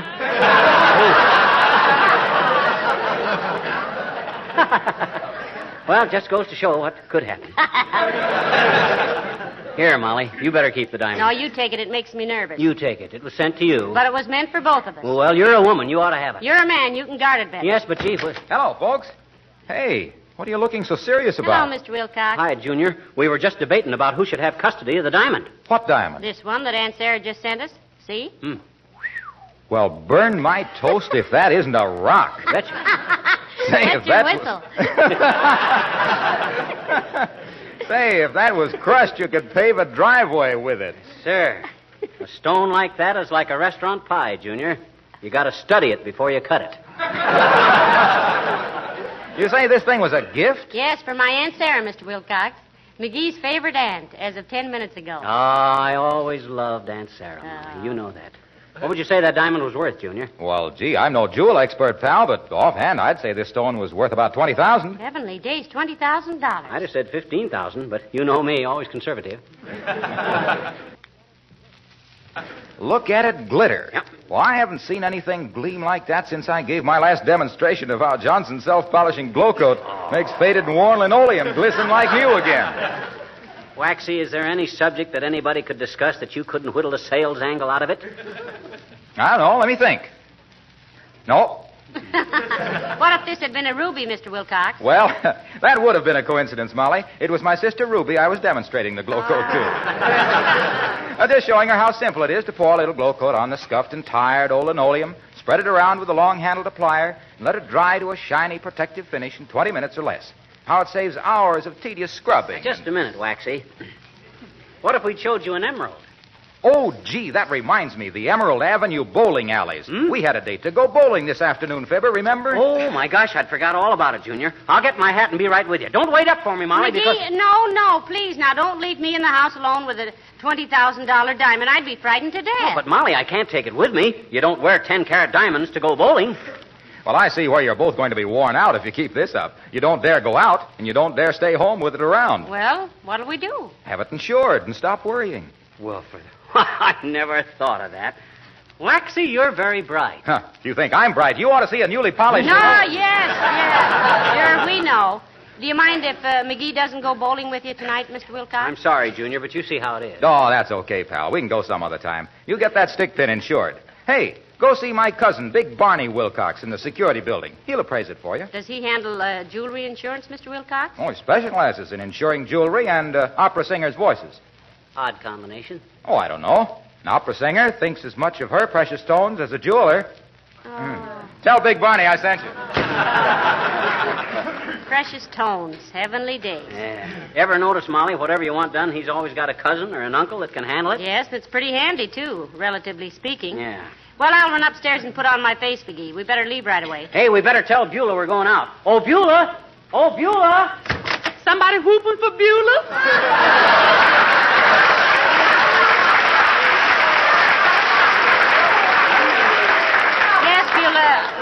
Mr. McGee and I have to get downtown right away, but we'll be back for dinner. Okay, ma'am. In case somebody call up while you're gone, you want me to take the backwarding address? You mean forwarding address? No, sir, I mean so you can call them back. Oh, I see. Well, we won't be gone long, Beulah. We're just going to have a diamond stick pin appraised and insured. Show it to her, McGee. Here, Beulah. Take a look at that. Heavenly days, if you don't mind me quoting you, ma'am. That is the gorgeousest, magnificentest diamond I ever did see. If Santa Claus bring you that, he got a new believer. No, my Aunt Sarah sent us that, Beulah. Aunt Sarah? Mm-hmm. Excuse me, ma'am, but ain't she the one Mr. McGee always saying she's as tight as the string on a tennis racket? I'm just kidding about that, Beulah. Aunt Sarah is really a wonderful person. Sweet, generous, really lovable. That's a revised estimate, ain't it, sir? Slightly, Beulah. But who wouldn't revise their opinion of somebody who sent them a diamond like this? Oh, you sure got something there, ma'am. I wish Ira could see this. Ira? Yeah, I said that's my finance. You mean fiance, Beulah. Finance refers to money. So do Ira, with the deepest respect. He think we ain't got enough yet to get married on. He pretty cautious about money, Beulah? Yes, sir, he is. He's a real nice boy, Ira is, but sometimes I wish he would fling a little.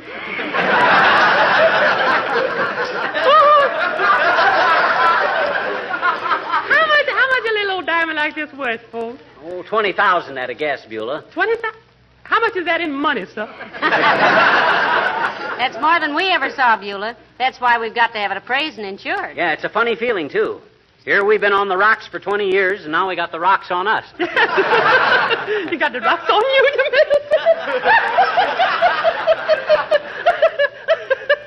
mean? Love that man.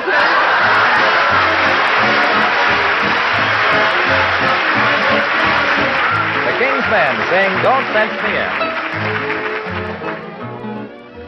Wildcat Kelly, looking mighty pale, was standing by the sheriff's side. When that sheriff said, I'm sending you to jail, Wildcat raised his head and cried. Oh, give me land, lots of land, under starry skies above. Don't fence me in. Let me ride through the wide open country that I love. Oh, no, no, no, don't fence me in. Let me be by myself in the evening breeze. Listen to the murmur of the cottonwood trees. Send me off forever, but I ask you, please, don't fence me in. Just turn me loose. Let me straddle my old saddle underneath the western skies. On my cayuse, let me wander over yonder till I see the mountains rise. I wanna ride to the ridge where the west commences. Gaze at the moon till I lose my senses. Can't look at hobbles and I can't stand fences, so don't fence me in. Just give me land, lots of land, under starry skies above. Never, never, never fence me in. Oh, never, never. Let me ride through the wide open country that I love. Never, never, never fence me in. I want to go loose. Let me straddle my own saddle underneath the western sky.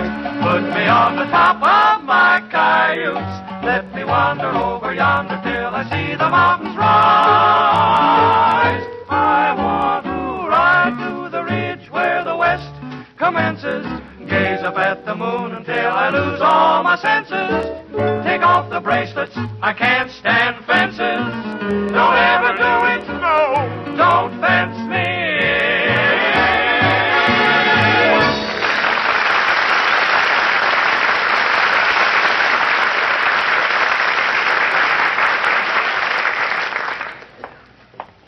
Goodness, McGee, I never saw so many insurance offices in my life. Why are they all in the same building? I don't know. I suppose they all get in the same building so they won't be bothered by insurance salesmen. Yes, but... Well, hello there, Molly. Hello, Rumpelstiltskin, with the emphasis you know where. Hello, Dr. Gamble. Hi, Doc, you old tummy pumper. What are you doing in an insurance building? Making a deal with them before you knock off a couple of patients? Why, McGee, what a horrible thought. The idea of his even thinking is horrible enough, Molly. As a matter of fact, Lemonhead, I was paying the premium on my own insurance. Do you find anything sinister in that? Yes, because you must have cheated to get any insurance in the first place. According to the charts, a guy of your weight ought to be 12 feet tall. Ah, listen to Skinny McGee. Yes, listen to Superman, spelled with 2 P's. Did you ever try leaving the table hungry? Pardon me, did you ever try leaving the table hungry? No. Do you ever leave in the middle of a movie? Oh, movies aren't fattening, McGee. They're broadening, though, dear. And from the looks of him, he spent the best years of his life sitting through double features. Well, you're about 4 axe handles across the pistol pockets yourself, Charlie.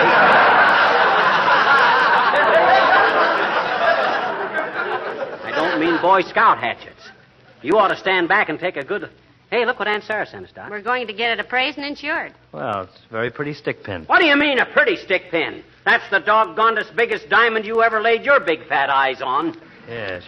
I'm deeply impressed, McGee. Now what do I do? Tiptoe away with my hat in my hand? Well, I thought it was pretty nice of Aunt Sarah to send it to us, Doctor. You remember me speaking of Aunt Sarah, Doc? That wonderful aunt of ours with all the O'Day? We're very fond of her. Yes, I've heard you speak of her, you little hypocrite. You said she was the worst... Now, just a darn minute, Gamble. Never mind what I said. I won't have anybody disparaging Aunt Sarah. Even me. We better be on our way before it gets too late, McGee. Yeah, well, we'll see you later, Doc. Got to get to the appraiser before he closes up. That's a one-sided worry. You could get to the Dutch East Indies before you close up. Bye.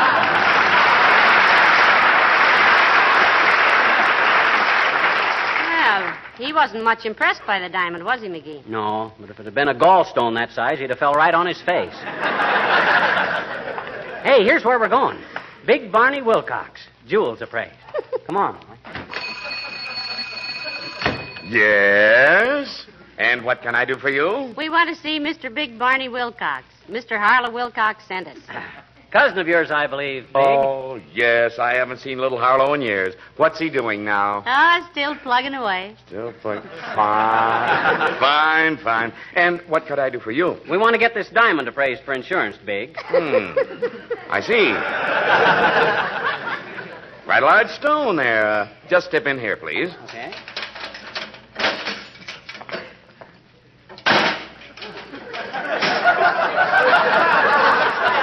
Heavenly days, a burglar would have a hard time breaking through that door, wouldn't he? Yes, he would. Be much easier to come down through the ceiling. That's just plaster. Now then, you want this stick pin appraised? That's the idea, Big.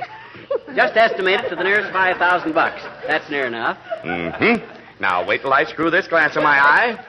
Mm-hmm. Now then, this won't take but a moment. Mm-hmm. This diamond was sent to us by a wealthy aunt. Mm-hmm. Hated to leave it around the house without it being insured. Mm-hmm. And we didn't like to carry it around either. Mm-hmm. Not that we couldn't get another one if we wanted it, Big. Mm-hmm.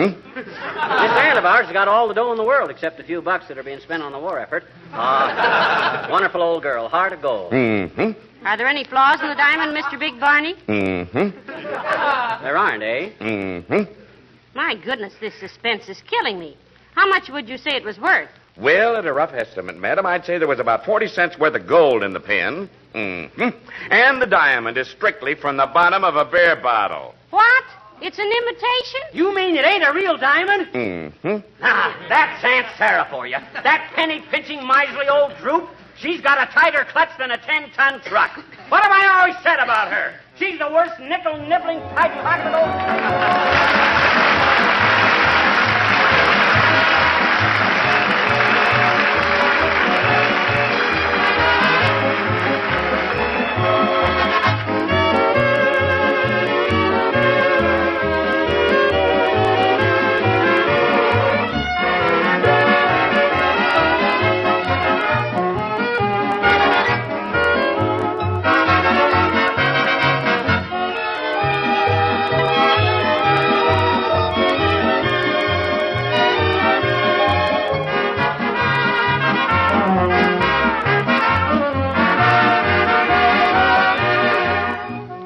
Winter must have been a very trying time to our grandmothers in the days when kitchen floors got scrubbed once a week, and please don't track up my floors was such a familiar request.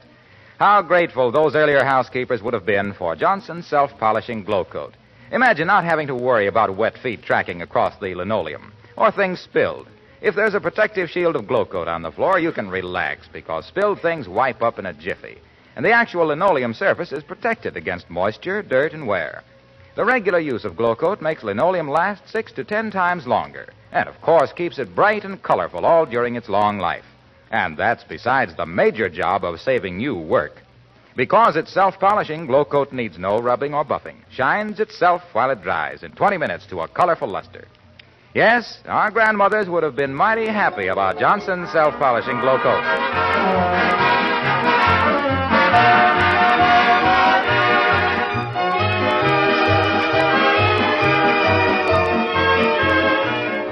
Ladies and gentlemen, there are millions of servicemen overseas who are awfully hungry for news.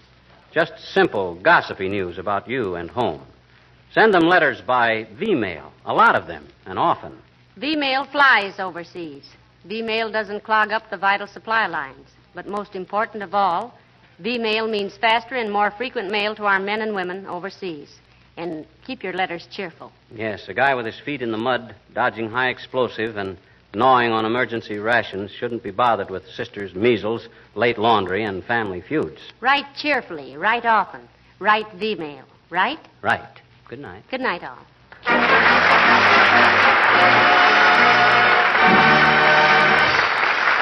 This is Harlow Wilcox speaking for the makers of Johnson Wax Finishes for Home and Industry, inviting you all to be with us again next Tuesday night. Good night.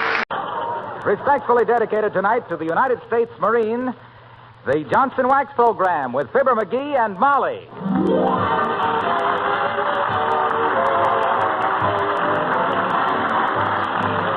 The makers makers of Johnson's Wax for home and industry present Fibber McGee and Molly, written by Don Quinn and Phil Leslie, with music by the King's Men and Billy Mills Orchestra.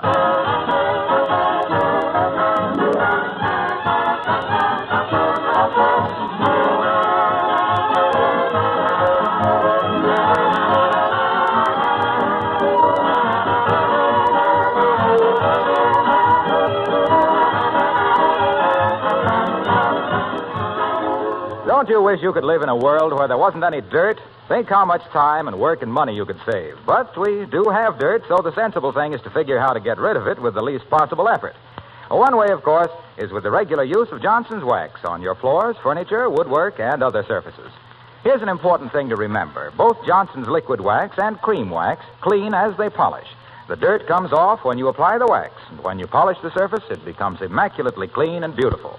The film of Johnson's Wax itself is invisible, but it protects against moisture and wear and can be renewed when necessary to make that protection last indefinitely.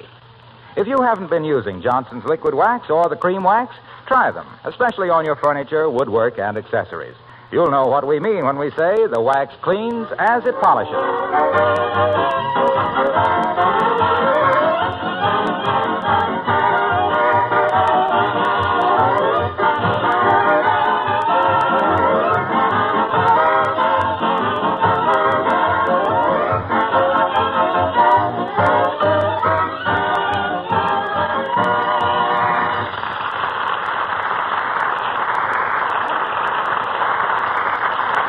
The Squire of 79 Wistful Vista always stops at the best hotels. In fact, he's just stopped at the Wistful Vista Biltmore and bought a cigar.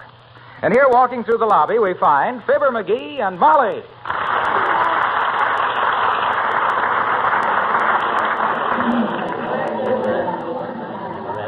Wise guy. What's the matter? Oh, that cigar clerk. I asked him if he would sell me an El Ropo Caballo, and he says yes. I can sell you one, but don't light it in here. Well, my goodness, it's heavenly days. Look at that crowd around that hotel desk, McGee. Bunch of unfounded rumors trying to find a place to lay their weary luggage. They just turned away that gray-haired man with all the gold braids. Say, what does 4 gold stripes on a navy sleeve mean? Oh, he's the officer in charge of distributing pinup pictures. They call him a petty officer. Ah? Petty's the fellow that draws. Oh, look, McGee. What Look at? over there. Huh? That sailor, sitting on the suitcase. He looks so discouraged. Oh, no wonder he's sitting on the lock. He ought to turn it up on end. Nice-looking lad, isn't he? Maybe we could do something for him. I don't know what, but it won't do any harm to give him a kind word. Come on. Hi there, sailor. What?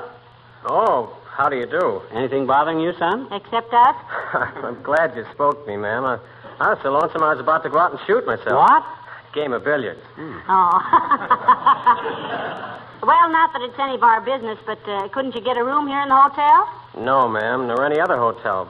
It's all right, though. I'm just here for one night. Oh, one night is too long to sleep sitting on a suitcase, Bud. You'd be going around tomorrow with circles under your pockets. Oh, I can make it up on the train tomorrow. What branch of the Navy are you in, if it isn't a military secret? I'm in the Merchant Marine, ma'am. My hitch is up. Oh, my gosh, it is? Well, we'll stand in front of it if you want to hitch it down. That's seagoing underwear. McGee. He means he's been discharged. Yes, ma'am. I'm on my way home now. Oh, going to join up again, Bud? I don't know, sir. I might. And then again, I might try to get established in some shore job. Well, that's a very natural impulse, I'm sure. On the other hand, do you think there's any more important shore job than making sure we win the war? Don't worry. I'm going to think it over before I do anything. Look, do you folks know of any place in town where I could sleep tonight? Not fussy, just someplace that's dark, warm, and horizontal. Well, let me think, Bud. Maybe the Elks Club could... No, they're redecorating. McGee? Huh? Maybe we, I mean, it might be possible to, You mean, Why not? Oh, very good question. Look, son, I'm Mr. McGee, and this is my wife, Mrs. McGee. Oh, well, I'm glad to meet you. I'm Tommy Davis. How do you do, I'm sure. Look, Mr. Davis.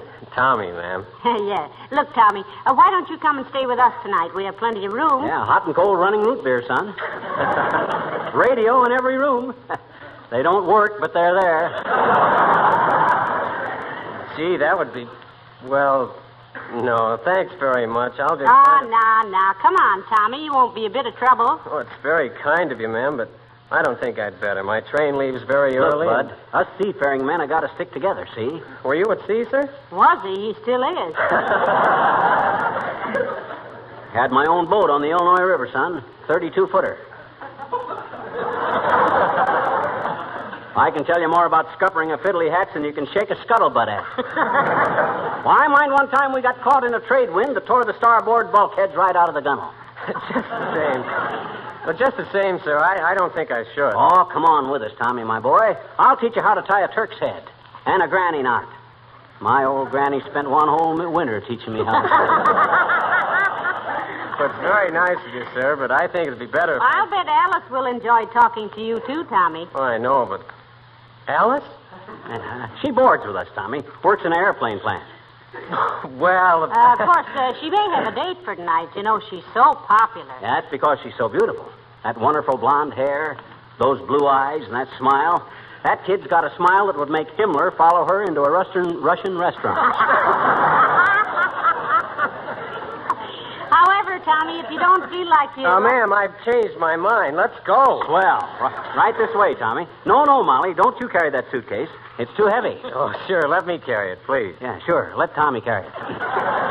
Let's go this way, Tommy. Wait till I pick up my plate. We grab a bus.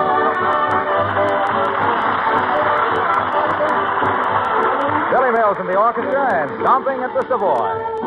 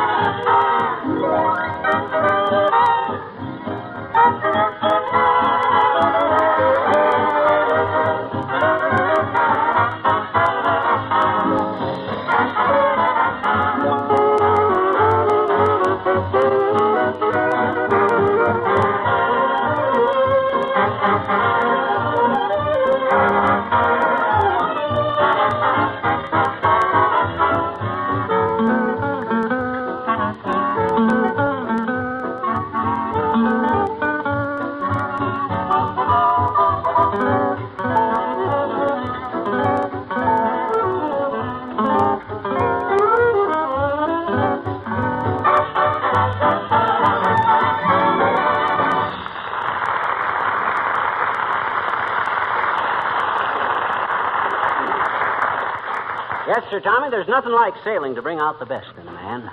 I always travel by rail myself, particularly on a boat. Did you say Alice ought to be home any minute? Who? Oh, Alice. Yeah, she ought to be home any minute, Tommy. Well, what was I saying? Oh, yeah. Well, sir, the time I and Fred Nittany took our boat on a cruise to Starved Rock was really something. All of a sudden, out of the south-southeast come a nor'wester. A nor'wester comes out of the northwest, Mr. McGee. Oh, ordinarily, yes. But that's what made this wind so unusual. It was a freak storm, an 80-mile gale.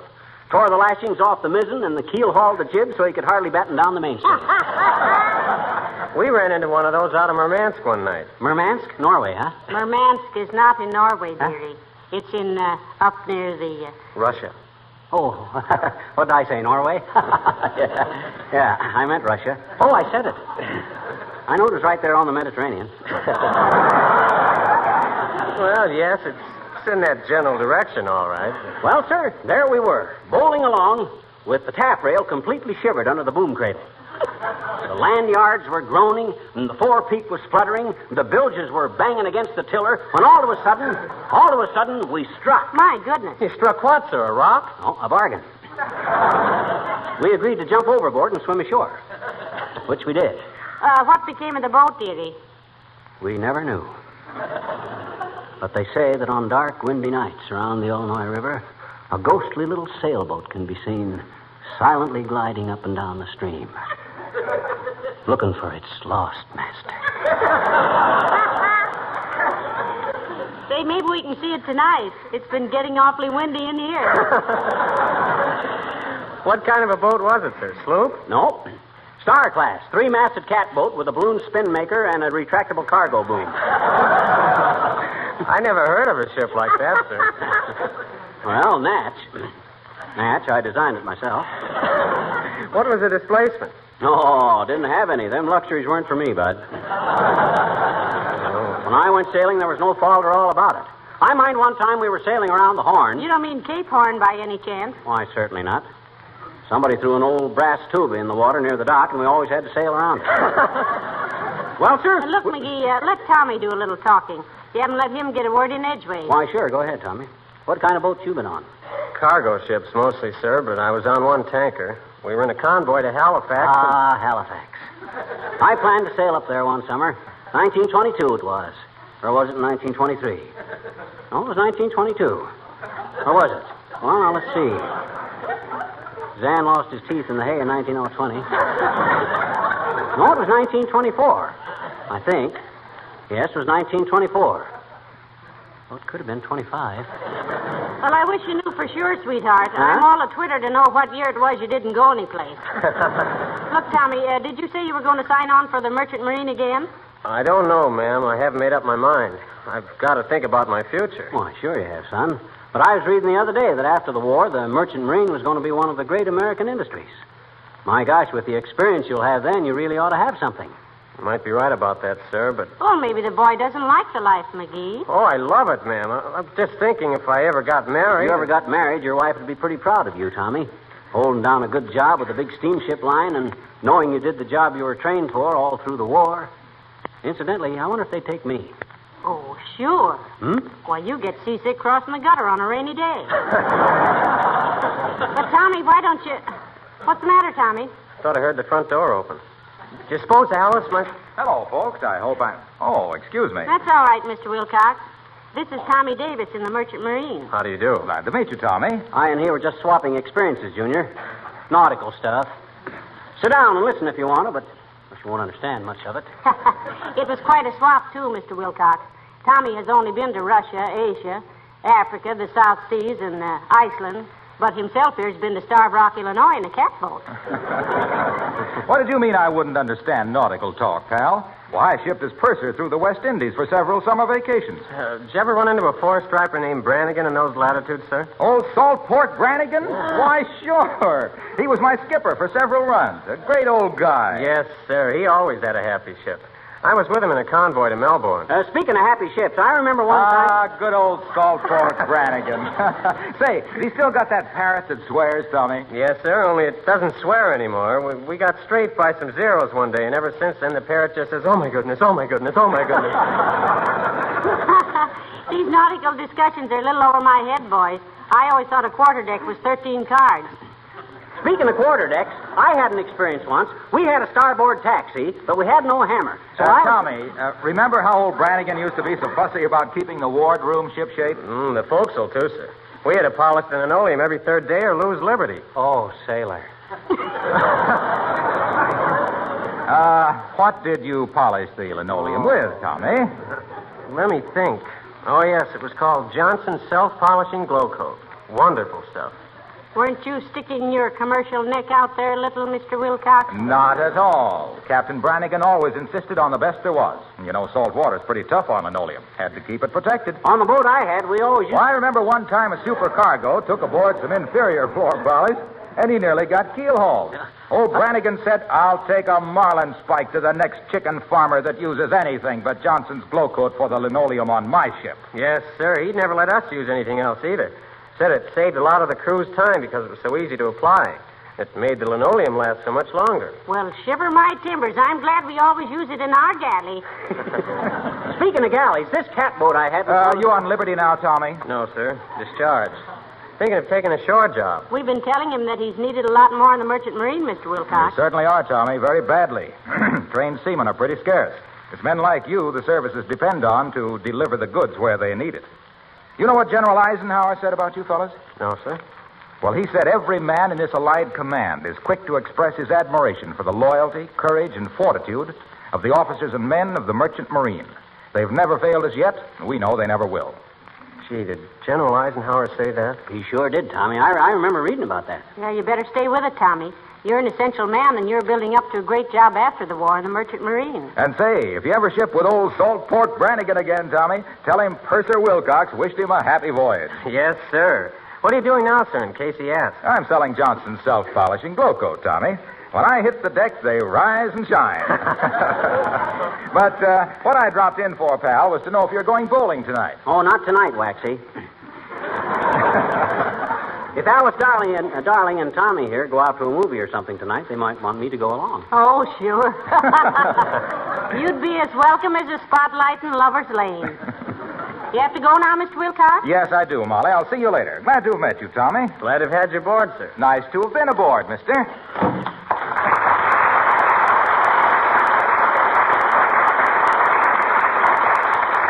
What's that nice to have been aboard stuff? Navy etiquette, Molly. Hey, did I tell you the experience I had once when we were running for the harbor and a sudden squeal come up? A sudden what? Squeal. That's a small squall. Well, sir. Pardon me, dearie. Tommy, dinner ought to be ready in a very short time, and Alice should be here any minute. Would you like to go upstairs and wash up a bit? Oh, yes, ma'am. Thank you very much. Second door, upper deck. Left of the companionway, sailor. Soon as you've stowed your gear and fleeced your puss, come below. Aye, sir. Right away, sir. Oh, my. Isn't he a nice lad, McGee? Yeah. I'm sure Alice and Dr. Gamble will like him. Doc Gamble? What's that old bedside bandit got to do with it? Why, you remember, you invited him to dinner tonight yourself. I invited him? Oh, doggone it. Why can't I keep my big fat mouth shut? Is dinner about ready? Well, I don't know. I'll ask Beulah. Oh, Beulah! Beulah! Somebody bawl for Beulah?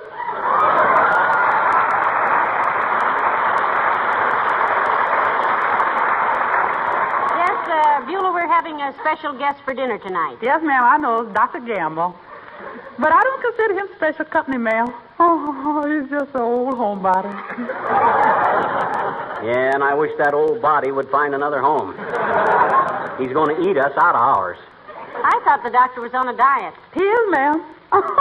He tell me, Beulah, I'm on a very special diet. I don't eat nothing but food. You can say that again. But we weren't referring to him, Beulah. We brought home a sailor from the Merchant Marine. Yes, he couldn't find a place to sleep tonight, so he's staying with us. Okay, ma'am. Miss Alice gonna be here, too? Oh, sure. And that sailor, so steamed up to meet her, he whistles at grade crossing. He may take her to a movie after dinner, Beulah. Is there a good one in town? Well, they say the picture at the Bijou is real good, ma'am. It's all about the income tax, I think. A movie about the income tax? What's the name of it? National Velvet. I think that picture's about a steeplechase, Beulah. No, same thing. One little stumble and it's a horse on you. Well, don't you worry now about this sailor being fed good, folks. We got plenty of everything, and more than that, most. Good. He'll sleep in Uncle Dennis's old room, Beulah. And I hope it ain't haunted. Uncle Dennis entertained a lot of spirits in there. Entertained a lot of spirits in there?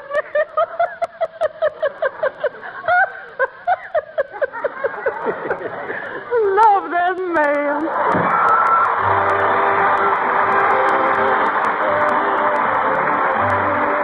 The King's Man singing Oh Michael. Here is the story of love in its glory. Believe me, it's straight from the heart. The time is the present, the place you can guess, and the hero is ready to start. He speaks, oh Michael, stick his head out the window, it's Jimmy. Oh Michael, would you like to go places tonight? Oh Michael, I can't wait for the kiss you'll give me. Oh Michael, when you kiss me, the world is alright. Our romance is while we're dancing. while me heart flies as high as a kite. Oh, Michael, hurry up, hurry down to your Jimmy. When a guy's on a foil, oh, how he wants a coil, oh, when I wants me Michael tonight. Don't you break a date? Hey, boy! Don't you break a date? Don't you break a date? Are you gonna leave me standing here until I grows a beard? Oh, Michael, use the perfume I like, don't forget it. Oh, Michael, me title, there'll be no sweeter coil in the block. Better hurry down, better hurry up. Oh, Michael, hey, Michael, if a guy should get fresh, he'll regret it. Oh, Michael, me title, feel me muscles stays hard as a rock. I got a lot to tell you, all the things that me heart couldn't write. So, might get your skite on your sight and lay finding your Jimmy. Though I ain't much on grammar, I'll learn about glamour when I'm with me, Michael. Tonight.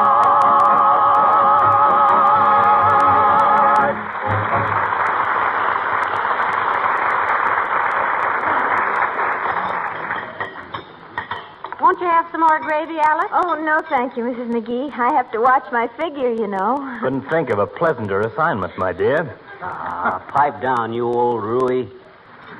You're old enough to be her grandfather. A man is only as old as he looks, Sonny, and I can still do that. Please pass the biscuits if you can stop gnawing on that chicken leg long enough. Pass the chicken, will you please, Tommy? Give Alice some. Certainly. Have some Alice chicken? Have some chicken, Alice? No, thank you, Tommy. And, go on with what you were telling me about the time you had to jettison a cargo off Cape Hatteras. About the time you had to what? Had to jettison the cargo, Dopey. Huh? If you'd ever gotten enough salt air in your nostrils to clear your stuffy little brain, you'd know that means throw the cargo overboard in an emergency. We had to do that once in the middle of the China Sea. Who did, Doctor? The ship I was on. Taking a world cruise, Doctor? I took plenty of them, my boy. I was ship's surgeon on the Atlantic and Orient line for a long time. Likely story. If you know so much about boats, what's a fiddledy hatch? Oh, I know what that is, Mr. McGee. Gee, do you really, Alice? What is it, Alice? Well, it's a grating over the engine room for ventilating purposes. Correct, Alice. How do you know so much about boats, Alice? Well, when I was a little girl, I lived with my uncle, and he had a 100-foot yacht. We traveled all over in it. Well, looks like you and I were the only ones who didn't know a bilge from a bulge, McGee. I'd know his bulge from a bilge any place. You better cut down on the calories, Chubby, or people will think you're smuggling balloons. Have the butter, please, Tommy. I mind one time when a guy on my boat broke his arm in a heavy sea, being thrown against the wall of the cabin. They don't call it a wall on board ship, Mr. McGee. They call it a bulkhead. Yeah, that's what I meant. Bulk. Anyway, he was laying there on the floor. Not floor, landlubber, deck. Yes. He was laying there on the deck while I went downstairs. We don't say downstairs, sir. We say below. So I went below. And I made a splint out of a broomstick I found in the kitchen. The galley. In the galley. Then I come back upstairs. You mean you came topside, Mr. McGee? I came topside with the broomstick, and I made an emergency splint. It was kind of crude, but we didn't... We call that a jury rig, sir. Means temporary. Another biscuit, dearie? No, I don't want another biscuit, thank you. I just don't want to be interrupted in everything I say, that's all. Oh, sorry, sir. Oh, it isn't you, Tommy, my boy. Our host is slightly incinerated that he can't impress Alice and me with his nautical knowledge. By the way, did you ever get to Oahu? Oh, yes, sir, several times. Beautiful voyage. Oh, I remember it very well, Doctor. Diamond Head to starboard, Molokai to port, and all those flying fish skittering around. Gee, I wish you and I had... well, maybe someday... I mind one time I was sailing on the Illinois River in my cabin. You're going back in the Merchant Marine Service, aren't you, Tommy? Yes, sir, I think I will. Alice says she'll write to me every week, too. Yeah. I'll send you some cookies, Tommy. In that case, Mrs. McGee, I'll make it my life's work. Oh, anyway, we were scuttling along, see? Making about 10 knots an hour. Oh, you don't say 10 knots an hour, Mr. McGee. You just say 10 knots. A knot is a unit of speed. A nautical mile, about 6,080 feet in an hour. Coffee, Doctor? It's the way you like it. Dark as Japan's future. And strong as a brewery horse. Well, thanks, Molly. I will. The The reason I ask, Tommy, is that I think you've got a great future in the merchant marine. You'll have eventually a secure job in a tremendous industry. No thanks, no cream. Yes, sir, I guess I will. But Alice says the important thing is they need me now. Oh, they really do, Tommy. And in 6 months' time, a man can now make the progress it would have taken him 3 years to make before Pearl Harbor. Talk about progress. When I had my catboat on the Illinois River, I was tying up to the dock one day. Don't say tying up, amateur. Say making fast. Okay, wise guy. So I was fast making to the dock one day. And I noticed the boat was kind of low in the water. So I went back aboard. Back aboard. Yeah. Back aboard. Is that right, you expert?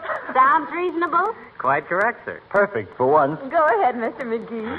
So I goes back aboard, see, and went down inside of the keel to investigate. Inside the keel? Suffering shades of John Paul Jones. You mean down into the hold, Mr. McGee. Excuse me, please. McGee, where are you going? I'm going to finish my dinner in the kitchen. That's where I'm going. I can't open my mouth around here, but what some salty wise guy jumps down my throat. I know when I've had enough. I'll see you later. Mind if I finish my dinner out here, Beulah? No, sir, no objections whatsoever, sir. Ain't they giving you no elbow room? That's not the trouble, Beulah. I'm outclassed in there, that's all. I came out here because you're the only person in the joint that knows nothing about boats. Oh. Are you kidding, mister? What do you mean? Well, for goodness sakes, I was stewardess on an ocean liner for 7 years. You were... Oh, this is ridiculous.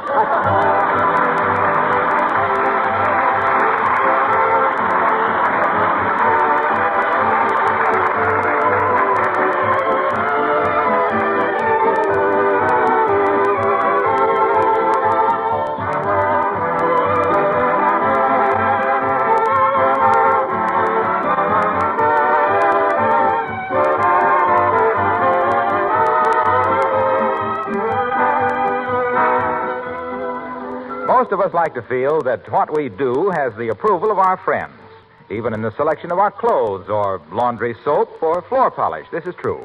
Well, then, if you're one of the many housekeepers who keep your linoleum floors sparkling with Johnson's self-polishing Glow Coat, you should feel pretty good, because Glow Coat is the choice of most housekeepers. And what's more, it's recommended both by housekeeping authorities and by linoleum manufacturers themselves. To you ladies who have used other Johnson's wax products, the name Johnson itself on the package is the only recommendation you need. And if you're a regular user of Glow Coat, you know how much it saves you work and saves your linoleum. Glow Coat shines as it dries without rubbing or buffing. And its regular use makes linoleum last 6 to 10 times longer, besides keeping it beautifully polished.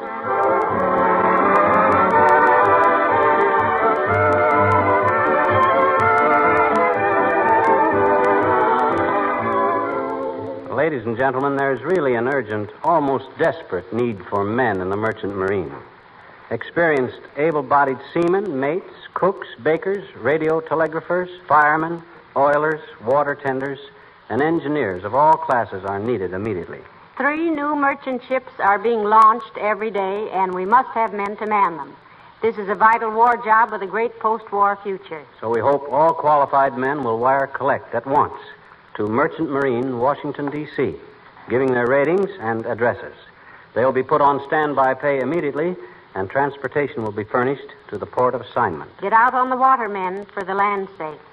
Good night. Good night, all.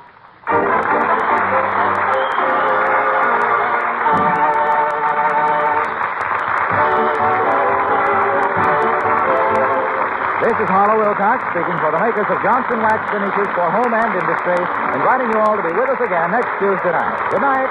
This is the National